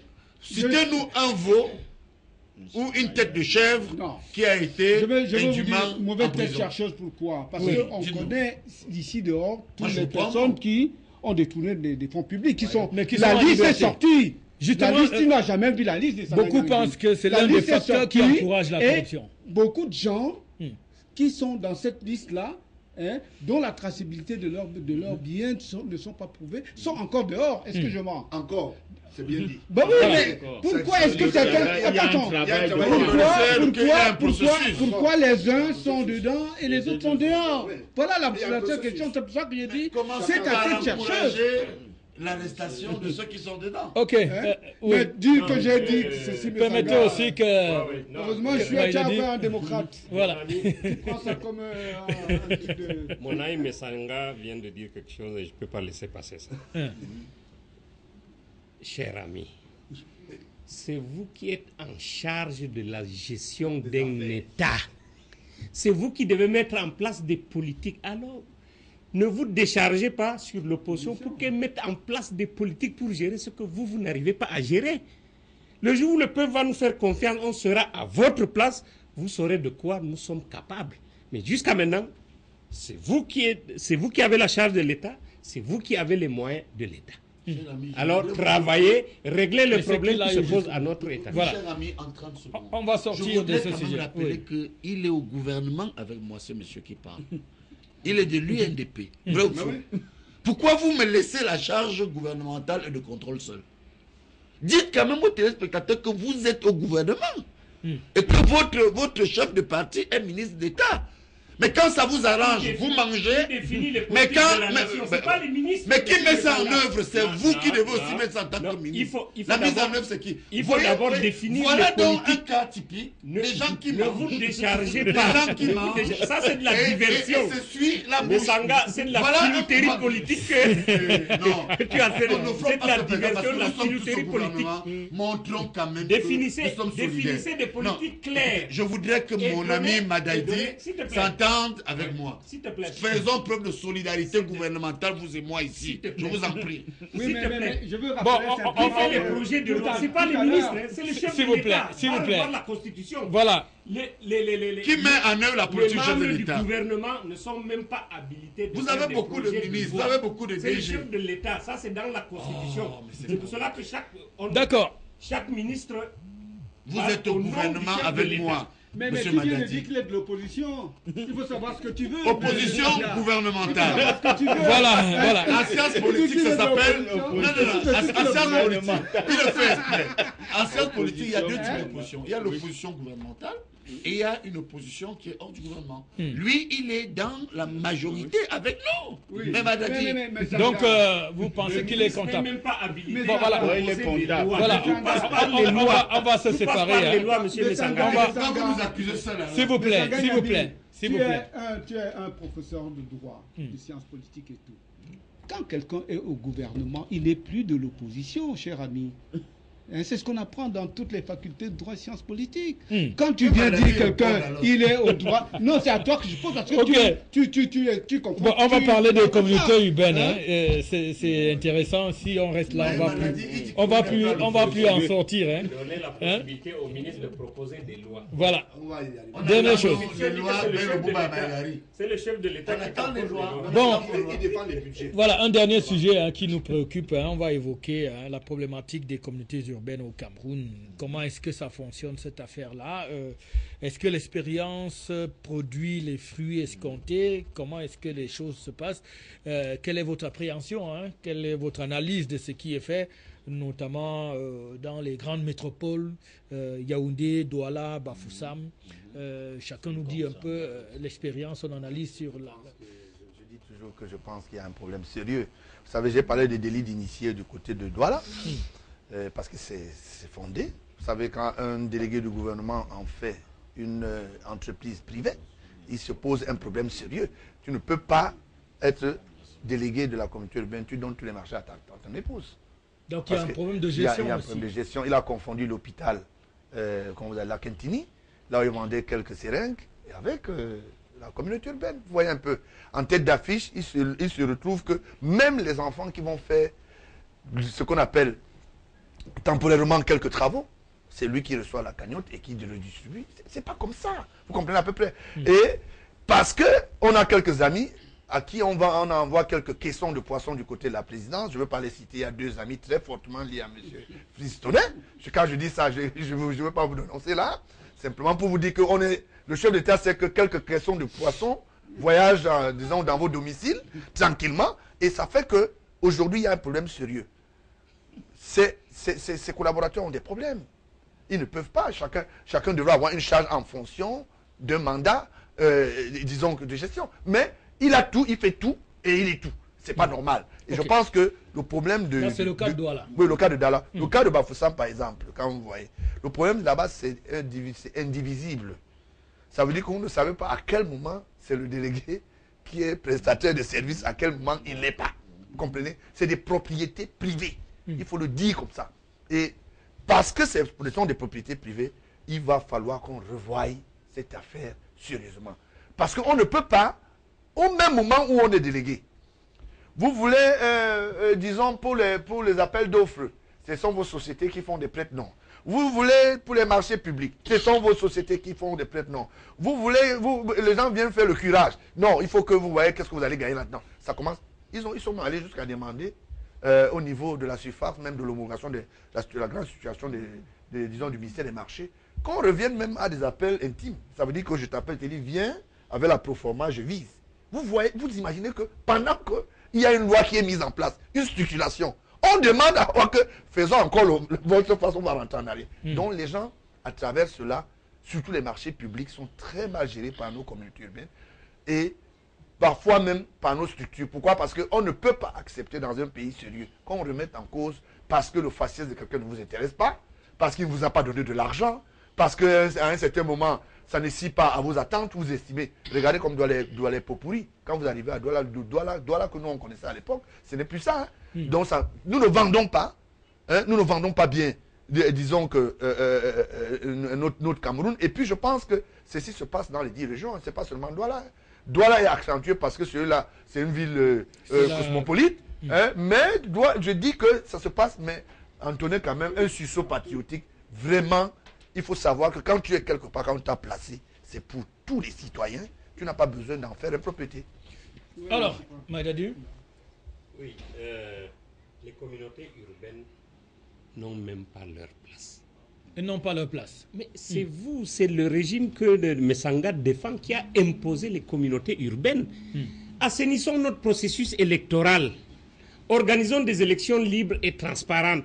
Laissons que nos communes soient gérées par des conseils municipaux élus qui doivent rendre compte aux électeurs. Et il n'y aura plus ce genre de problème. Commencez par enlever d'abord les communautés urbaines. Et les délégués qui sont nommés. Alors, d'abord. Non, mais je partage entièrement ce que vient de dire Madadi. Vous voyez, par exemple, ici, quand M. Chimi fait quelque chose, quand tu lui demandes, quand les gens lui demandent, il dit que non, vous savez, c'est pas vous qui m'avez mis là. Hein. Même comme un délégué de Douala aussi dit souvent, c'est pas vous qui m'avez mis là. C'est je rends compte à celui qui m'a donné. C'est mon décret qui fait mon pouvoir ici. C'est à lui que j'ai à rendre compte. Alors qu'il a d'abord à rendre compte aux populations, parce que c'est la mairie. Hein, c'est lui qui est là pour organiser le bien-être des populations dans la communauté. C'est aux populations de lui donner ce pouvoir-là et non le décret. Et c'est ça qui pose... parce qu'un délégué du gouvernement qui ne gère pas bien sa commune, ou bien un maire qui ne gère pas bien sa commune, à la prochaine élection, il va être débarqué. Hein? Mais si vous avez des délégués qui sont là depuis 6, 7, 8, voire 10 ans, ils sont là, ils sont sur une affaire et ils restent. Vous ne pouvez pas leur demander. Ils n'ont pas de compte à vous rendre. Je crois que c'est ça qu'il faut casser et revenir à l'élection des responsables au niveau local. Oui, moi, la problématique, je voudrais la prendre sous un autre angle. Simplement qu'il y a, vous voyez, une sorte de cafouillage. Je crois, une sorte de cafouillage dans la sphère de compétence des communautés urbaines et des communes rurales. Parce que finalement, qui fait quoi, qui est compétent sur quoi? Il se trouve que on se rend compte que sur le terrain, les communautés urbaines font ombrage à l'action des communes rurales parce que ça devient difficile peut-être pour elles de fonctionner. Parce que finalement, on ne sait plus si c'est la communauté qui doit tout faire, chapeauter tout cela, à quoi peut-être serviront donc les communes. Et là, je crois que l'environnement et le contexte y est bien. Il y aura renouvellement, il y aura des élections municipales. Mais s'il faut élire des municipalités, des conseils municipaux, qui sur le terrain ne peuvent pas fonctionner parce que au-dessus de leur tête, il y a la communauté. Je crois, moi, je crois savoir que si cela avait été fait, c'était pour qu'il y ait une meilleure coordination de tout cela. Mais sur le terrain, on voit bien que c'est plutôt un conflit d'intérêts et c'est la grande structure qui veut prendre tout. Et il faut aussi le dire, peut-être le mode de désignation même pose problème. Parce qu'on ne peut pas avoir été battu quand même aux élections municipales et se retrouver nommé délégué. Vraiment, ça remet tous ces contradictoires. Et je crois que là, les populations, qu'est-ce qu'elles attendent? Quel est le message qu'on envoie de l'autre côté? Je crois que c'est ça la vraie problématique. Donc peut-être que le pouvoir qui a institué cela, supprime ou redéfinisse le cadre d'évolution et de compétences dans des communautés urbaines et des communautés rurales pour que ce soit plus clair. Alors, professeur, cette problématique-là, Maïdadi Sadou tout à l'heure indiquait que c'est vous, hein, quand je dis vous, je dis oui, mon parti et le gouvernement que nous soutenons. En attendant qu'il y ait c'est vous qui avez encouragé et créé cette affaire. Non, vous savez, moi je suis honnête. Maïdadi a raison, même Biamini Bialou. Vous savez, la politique, c'est pas une bataille où on veut à tout prix avoir raison. Vous savez, pourquoi nos amis en face de l'opposition ne réussissent pas? Parce qu'ils sont extrémistes, ils sont fermés. Ils ont raison. Vous savez que le problème de l'État africain postcolonial, c'est qu'il y a un décalage entre ce qu'on déclare et ce qu'on pratique. Vous savez que l'évolution institutionnelle a suivi parce qu'on a décrété la démocratie, mais il faut reconnaître que certains bureaucrates africains sont restés des tyrans du parti unique. Nous parlions tout à l'heure des élections, vous verrez la relation avec votre question, où on voit comment ils arrivent, ils imposent tout, leurs frères, leurs femmes. Dans l'administration, ils n'ont pas compris que la décentralisation elle-même est en décalage avec l'existence des communautés urbaines. On ne peut pas parler de décentralisation. Et quand vous lisez le texte de la Constitution du 18 janvier 1996, où on parle de décentralisation, on vous dit que les deux collectivités territoriales décentralisées au Cameroun sont les régions qui ne sont pas encore effectives, parce qu'il faut le dire, on n'a pas encore mis en place des régions. Bien, et à côté, on vous dit les communes. Voilà les deux types de collectivités territoriales. Alors comment comprendre que certains bureaucrates ne mettent pas en œuvre cette vision qui voudrait que les communes existent réellement. D'autant plus qu'il y a aujourd'hui un autre instrument de la décentralisation qu'on appelle la coopération décentralisée. C'est-à-dire de plus en plus, ailleurs, les régions, les conseils régionaux, les communes étrangères occidentales veulent coopérer avec les communes où les gens sont élus et où les gens peuvent assurer leur contrôle. Vous voyez que là, c'est tout un problème de mentalité. Certains sont restés dans le parti unique et ne comprennent pas que, en réalité, la communauté urbaine, à l'image de la grande commune de Paris, d'ailleurs, je veux prendre Amélie Bialou à témoin, lorsqu'ils ont créé, dans les années 76, la grande commune de Paris, eh bien, on a ouvert. Donc, c'est celui qui avait la majorité dans l'ensemble des communes qui devenait le maire de Paris, en gardant les micro-communes autour de Paris. Vous voyez que, bon, malheureusement, dans notre pays, on n'aime pas les gens compétents. Lorsque vous voyez certaines personnes qui occupent des grosses fonctions, qui ne comprennent toujours rien, le problème au Cameroun, comme disait Crozier, bon, certains n'existent que parce qu'il y a le décret. Mais ils doivent aussi comprendre que notre modernité voudrait que ce soit des gens compétents aussi qui soient à l'œuvre. Voilà. Malheureusement, je partage leur point de vue, les communautés urbaines n'ont plus le droit d'exister parce qu'elles phagocytent la démocratie et elles phagocytent même l'esprit de décentralisation. Voilà, Maïdadi, on va sortir... Tout à l'heure, j'ai parlé de filouterie politique et je reviens encore à la filouterie politique. Bon, je ne reviens pas sur le fait que les communautés urbaines ont été imposées. Mais Sanga m'amène à parler des collectivités territoriales décentralisées. Mais la décentralisation que vous avez conçue, elle est mauvaise. On ne peut pas mettre au niveau des régions un conseil régional élu avec un président de conseil régional élu et on met au-dessus d'eux un représentant du gouvernement qui peut dissoudre un conseil régional élu. Ça, c'est dans la Constitution. Mais c'est de la filouterie politique. Tout ce que tu essaies de nous vendre là ne peut pas passer. Cette volonté politique qui est une bonne décentralisation manque à notre régime. Ça, il faut le reconnaître. Et c'est dans la Constitution. Donc, les choses doivent être repensées. Nous devons revoir des choses. Les choses doivent être repensées. Voilà, bonsoir, je suis Jacques, depuis l'Afrique du Sud. La corruption empêche le développement du Cameroun. Les douaniers sont champions. Pas d'utilisation personnelle dans nos aéroports. Voilà, quelqu'un qui réagit. Est-ce que les maires rendent compte? La question est d'un téléspectateur. Est-ce qu'ils rendent compte? Quand vous voyez, oui, ils sont encadrés par un contrôle. D'ailleurs, même leur gestion est administrativement contrôlée par les préfets qui ont un regard. Et effectivement, ils rendent compte, effectivement. Alors, il y a M. Nunga qui demande comment faire pour être membre du PR. On s'identifie par rapport à notre site. Hein. Je vous renvoie juste à notre site. Voilà. Je peux le donner, non? www. Oui, allez-y. Donc, le Parti républicain, disons.com. Hein. Pas de problème. Voilà, la communauté urbaine de Douala est mal gérée. On a des gens qui ne comprennent rien de leurs parents, d'où ils portent la malédiction. On détruit par rancune. C'est un message qui vient de Douala. Bon, voilà. Je crois qu'on va s'arrêter là. Je crois que le problème du Cameroun est l'alternance. Là, je pense qu'on rejoint Amélie Bieleux. Je suis né, ça fait 28 ans. Je suis ingénieur. Je suis au chômage et je vois mes grands-pères toujours en poste. Dites-moi comment faire pour être patriote. C'est Hervé qui pose ce problème. Oui, mais il faudrait apporter, je voudrais apporter une réponse technique. Hein. L'alternance existe bel et bien au Cameroun. Mais que certains confondent le départ, peut-être, je crois qu'ils veulent parler de l'alternance à la tête de l'État, parce qu'on a eu l'alternance institutionnelle.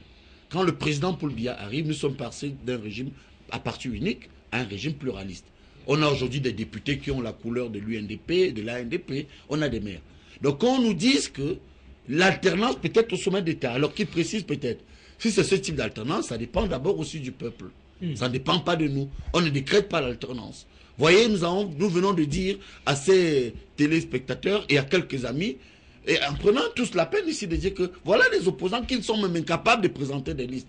Vous croyez que c'est le RDPC qui va continuer à venir à leur secours comme le président de la République l'a fait au sénatorial, comme il a fait en nommant des ministres d'opposition partout? Voilà. Donc que ces opposants aussi prennent leurs responsabilités. Qui mettent la main à la pâte. Actuellement, il y a des véhicules. Il y a des véhicules des sociétés d'État qui sont dans les caravanes. Voilà, on a ce message justement. Il y a un message qui dit actuellement il y a des véhicules de sociétés d'État dans les caravanes pour remercier le chef de l'État qui n'a jamais ordonné cela. Pour remercier le chef de l'État? Oui. C'est pourquoi, à quelle occasion? Non, je vais vous dire tout de suite. Je vais vous donner une illustration parfaite. Mauvaise propagande, ça. Je mets quiconque en défi. Je prends ça sur mon dos parce qu'il ne faut pas s'attaquer au patrimoine villageois Novamaka ou de Meumesal en passant par là pour dire aucune autorité, et je le dis solennellement, M. Biya n'a jamais reçu les convives qui viennent lui dire nous venons vous soutenir. Je mets quiconque en défi, que le ministre la donne, ou bien ceux qui étaient partis lui dire que nous venons pour faire la marche de solidarité ou de soutien. Il n'y a personne. Vous avez compris, hein? Donc il n'a jamais ordonné. Il y a un certain nombre de Camerounais qui sont édifiés dans une fémania constitutionnelle dans leurs idées. C'est-à-dire les génies tu vois? C'est-à-dire ils sont alertes à ça. Quelqu'un reste chez lui, pense à quelque chose dans sa chambre et il vous dit que voici ce que se passe. Et c'est pour cela que je dis non. Quand vous allez dans leur propre village, ils ont des immeubles abandonnés qui coûtent 400, 2 milliards. Allez chez M. Biya. Pourquoi les gens refusent? Moi, j'ai demandé aux journalistes, allez filmer là où le Biya dort. Allez-y, vous allez voir. Peut-être que c'est pas mais de ce côté. tu connais. Pourquoi vous ne voulez pas parler? C'est pour ça. J'en viens. Je vous remets la police de parole. Si moi j'étais comme à Maroua, à Garoua, avec beaucoup de bons goudrons, moi on m'a mis le H2, les déchets. Là-bas on a mis le H8, le bon goudron. Vous voyez? Je n'ai même pas, il n'y a même pas un aéroport qui. Il n'y a même pas un aéroport là où l'hélicoptère peut servir.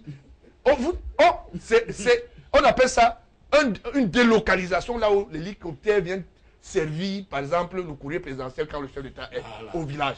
Vous comprenez? Mais quand vous allez à Garoua, les gens sont... Le village de Madame... Vous comprenez à peu près? Je n'ai pas dit Madame. Okay. Quand vous allez chez Madame Aman, ça marche. Voilà. Depuis 40 ans, ce n'est pas le problème posé. On va donner la parole pour se séparer. C'est l'utilisation du patrimoine ou bien du matériel ou des moyens de l'État pour faire la propagande politique, par exemple, du RDPC. Vous dites que il a dit que tout le problème est là. Tout le nom on est sur le SMS. Le goudron est indélébile. Et qui a un international à Garoua et il n'y en a pas avant me il n'y a rien. Or, c'est la diversion. Que je finisse, on va revenir. Voilà, terminé. C'est ce problème qui est posé.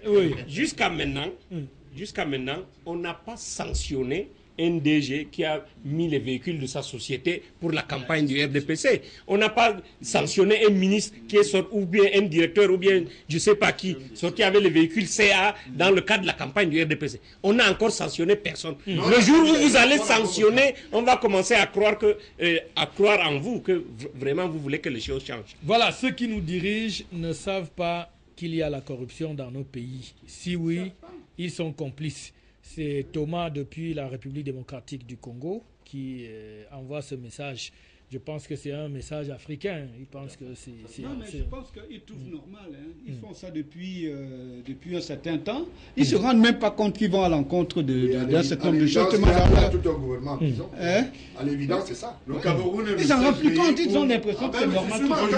Le Cameroun est le seul pays au monde où vous pouvez être ministre à 15 heures. Et vous retrouvez en prison à 15 heures. Le seul pays, 10 minutes après. Mais le seul pays aussi où mais je peux vous dire... peut aller prendre dans un caniveau quelqu'un pour le nommer ministre. Non, justement, je veux dire, c'est vrai, hein, parce que quand on voit des gens qui étaient... je prends le cas de M. Inouni Ephraim. Quand on a nommé M. Inouni Ephraim... l'ancien Premier ministre. Quand on a nommé M. Inouni Ephraim, il était déjà à présent impliqué dans l'affaire de l'avion présidentiel. Oui, rappelez-vous bien. Rappelez-vous bien. Moi, je vous dis non. Il était secrétaire général à la présidence. Adjoint. Okay, mais c'est ça que je dis. Il était secrétaire. Mais il n'était pas encore impliqué dans l'affaire de l'avion. Attention. Il était impliqué dans l'affaire de l'avion présidentiel. Ça n'a pas empêché qu'on le nomme président de la République. Les dates sont claires. Non. Un dernier message à commenter. On va commenter un dernier message. Des cas comme ça, il y en a. Voilà. Si les maires... vraiment un démocrate. Si les maires rendent compte, où est le bilan de Mme Foning à Douala Bepanda? Ça, c'est une question posée par exemple à M. le Président, non? Moi, ça ne me regarde pas, je sais, Madame Fournier, c'est pas mon problème. Non, vous savez que vous avez vu la différence sur ce plateau entre nous et certains opposants, c'est que nous ne parlons pas des choses que nous ne maîtrisons pas. Moi, je ne peux pas vous dire comment la camarade Fournier a géré la mairie de Douala. C'est comme tout à l'heure, un opposant nous disait qu'il voyait les listes du RDPC entrer à minuit et être complétées à 9h. Bon, moi, je ne sais pas comment ils font. Hein. Ce sont des génies politiques, ces gars. Mais c'est que ils sont arrivés peu avant minuit. Oui. Donc, on ne peut pas leur dire qu'ils ne sont pas arrivés à temps. Ce qui est faux. Enfin, ils sont arrivés peu avant minuit, mais on n'a pas pu donner le OK avant minuit. Voilà où se trouve le... Hier, à la Cour suprême, on a vu quelqu'un du RDPC déposer un recours contre le RDPC. Hier. Oui. Ça veut dire que c'est un parti démocrate. Donc, ce que nous disons est vrai. Merci à Messanga pour sa brillante intervention sur la gestion des communautés.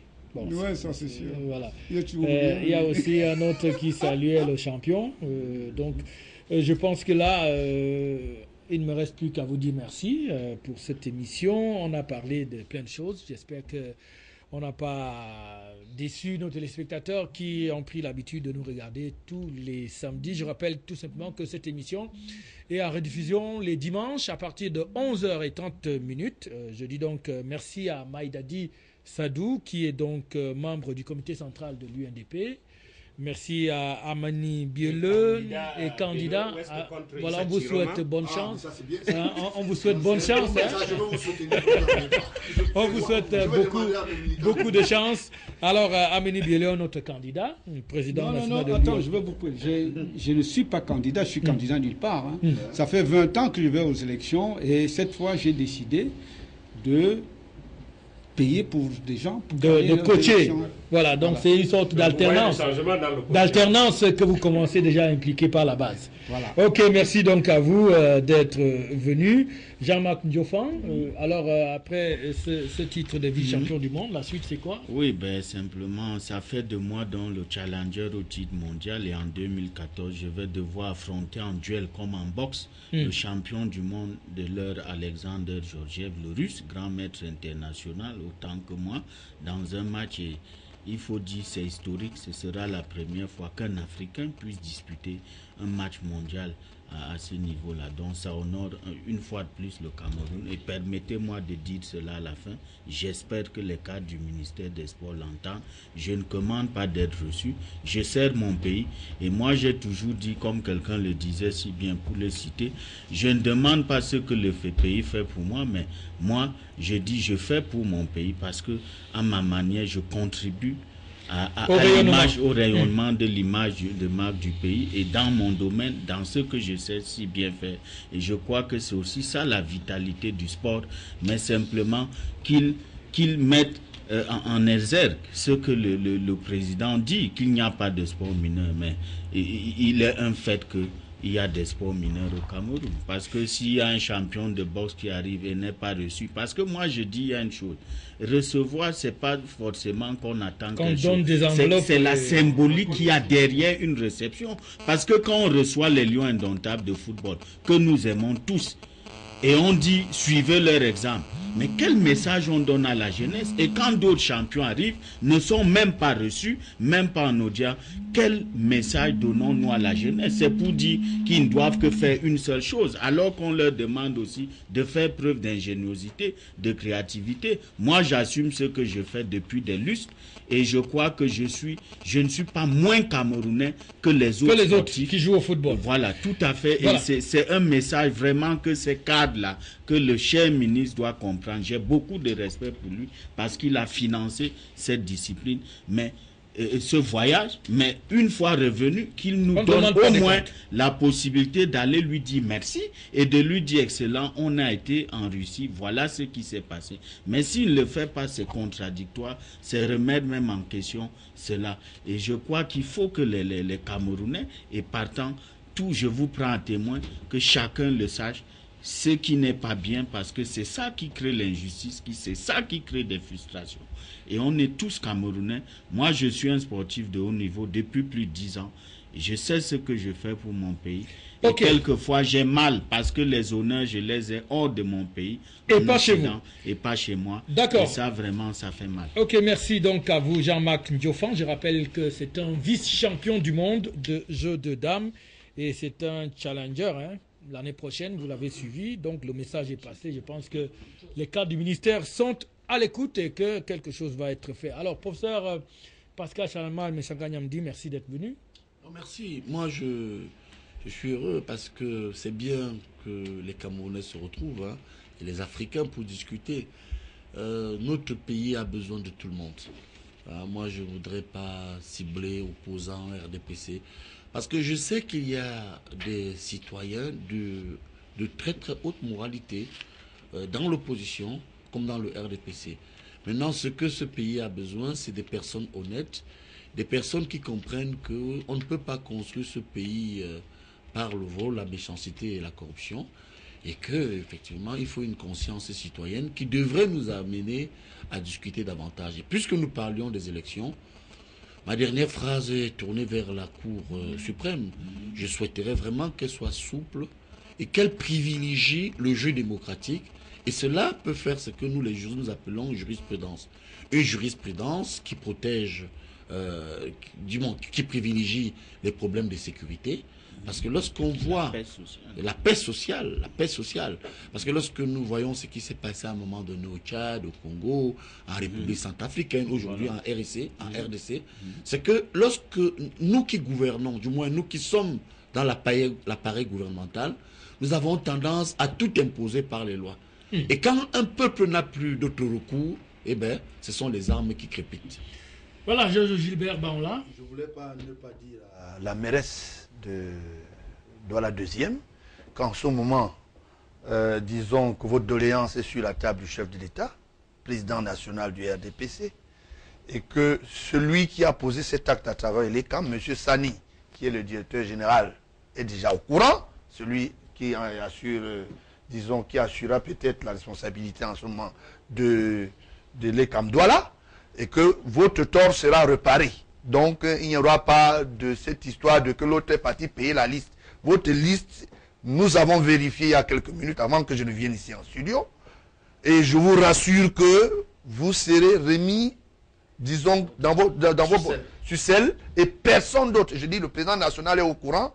Tant pis pour ceux qui veulent se brûler les doigts. Ils n'ont qu'à réparer le préjudice avant que le lion ne grogne dans la cage. Et je quitte simplement en disant que je resterai toujours très ami à M. Talbot, très ami à Emmanuel Etouniono. S'il y a une nécessité, je lui rendrai visite parce que il demeure quand même un ami. Voilà, une doléance d'un téléspectateur avant de partir. S'il vous plaît, un débat sur les entreprises liquidées dont les employés n'ont pas vu la trace. Je crois que... Surtout lorsque, vous savez, symboliquement, vous savez, l'anthropologie africaine a des codes. Vous voyez, le soufou, par exemple, chez les Bamileke, c'est l'ami du chef. L'Issani, c'est la chanson de la mort. Lorsque vous voyez aujourd'hui des vieux, des personnes d'un certain âge, planquées au ministère des Finances, et qui jouent cette musique de la mort, du deuil, parce qu'ils veulent savoir où ils en sont, c'est important, effectivement, nous pouvons parler, ça interpelle, et cela nous incite d'ailleurs à parler des problèmes de liquidation, parce que c'est là où a vraiment commencé la corruption dans ce pays. S'il vous plaît, est-ce que le chef de l'État suit votre émission? Sinon, elle ne servirait à quoi? Il suit. Mesdames, Messieurs, c'est donc la fin de cette édition du Club de la Presse. On dit merci à tous nos panélistes, à vous également qui avez pris de votre temps pour nous regarder. Merci. On se retrouve samedi prochain, si Dieu le veut bien. D'ici là, portez-vous bien. Au revoir.